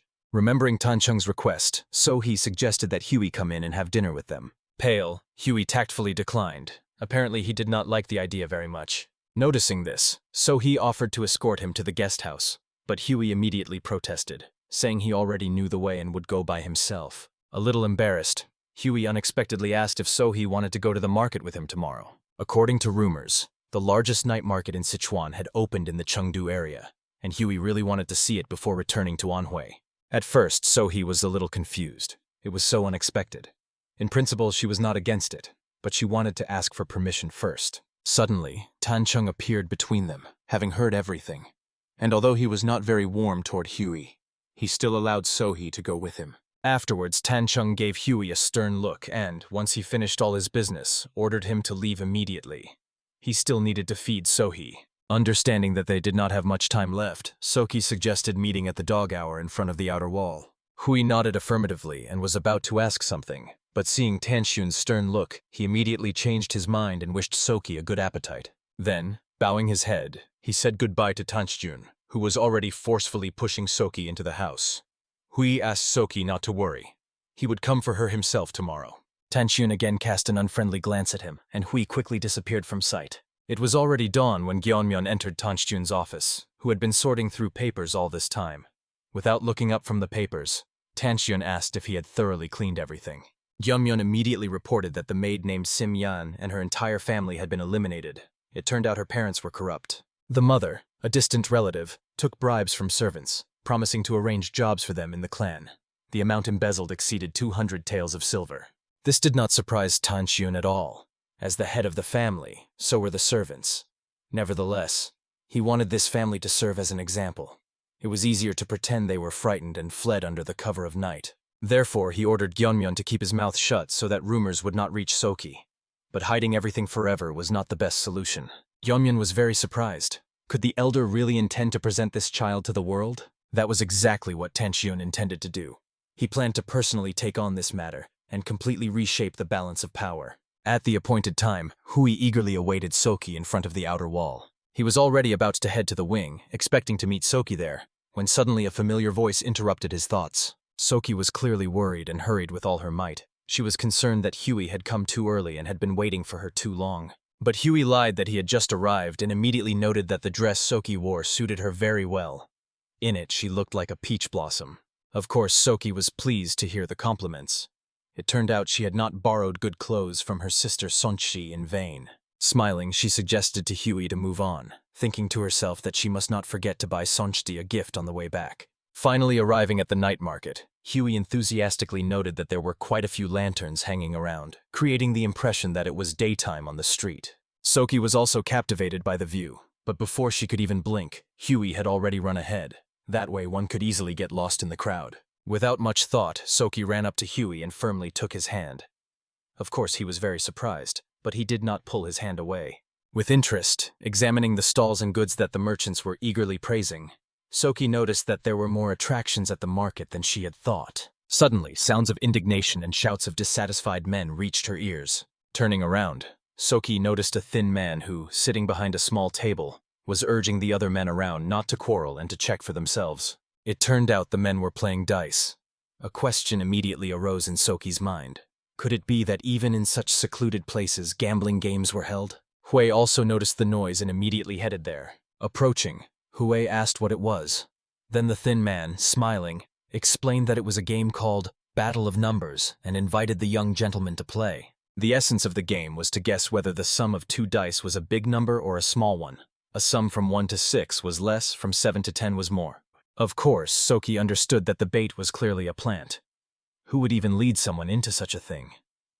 But to her surprise, Hui gladly agreed to the game. Soki tried to protest that it was a gambling game, but the thin man only smiled and replied that it was just ordinary entertainment and the player receives a small prize for winning. Sitting down at the table opposite the man, Hui immediately put 10 coins at stake, expecting less to come up. Soki, who was watching what was happening, was gloomier than a cloud. She understood that Hui would never win. And to confirm her thoughts, this time more came up. After a fairly short time, Hui's purse was completely empty. But Hui decided not to show that he was upset by the loss and cheerfully declared that a nobleman should not get attached to trifles. There was no point in scolding someone upset by a loss. So Soki decided that now was a good moment to leave this place. And when they had already turned to leave, the thin man sarcastically suggested to Soki to try her luck. Maybe she would be lucky and could win back the young gentleman's money. A sinister smile appeared on Soki's face. Could this swindler really think he had come across fools? Without hesitation, Soki laid the money on the table and accepted the offer of the slender man, intending to rob him blind. Time and again, Soki guessed the combination of numbers, which openly irritated the slender man. In principle, there was nothing surprising about this, since Soki had been watching him throughout the game. If the man touched his ear, more came up, and when he scratched his chin, less. In other words, the slender man simply deceived the trusting Hui, but he was extremely unlucky to stop Soki, who was already ready to turn a blind eye to it. The game was over, and rising from the table, Soki demanded her winnings. But the slender man was extremely displeased and was not going to part with the money so easily. He boldly declared that Soki had known everything from the very beginning, to which she replied that he shouldn't have cheated from the start. Suddenly it became quite quiet, and turning around, Soki finally realized that the spectators were in cahoots with the barker. She and Hui were immediately surrounded by about 7 or 8 people. The situation was extremely unpleasant. The forces were unequal, so Soki decided that in the worst case, she would use the poisonous needles in her bracelet. Nevertheless, Hui did not look frightened. Drawing his sword, he asked what all this meant. But this only brought a smile to the slender man's face. Could this kid really think himself a martial arts master? Swinging, the slender man was about to teach a lesson to the ill-mannered nobleman. Soki screamed in fear, but Hui easily dodged the blow and struck the opponent in the back of the head with the sword's hilt. The recruiter immediately collapsed to the ground unconscious. Then just as quickly, Hui dealt with the remaining opponents. Enchanted, Soki watched the battle. Although Hui was young, it was immediately clear that he was a master of martial arts. Not everyone is given the ability to so easily deal with opponents.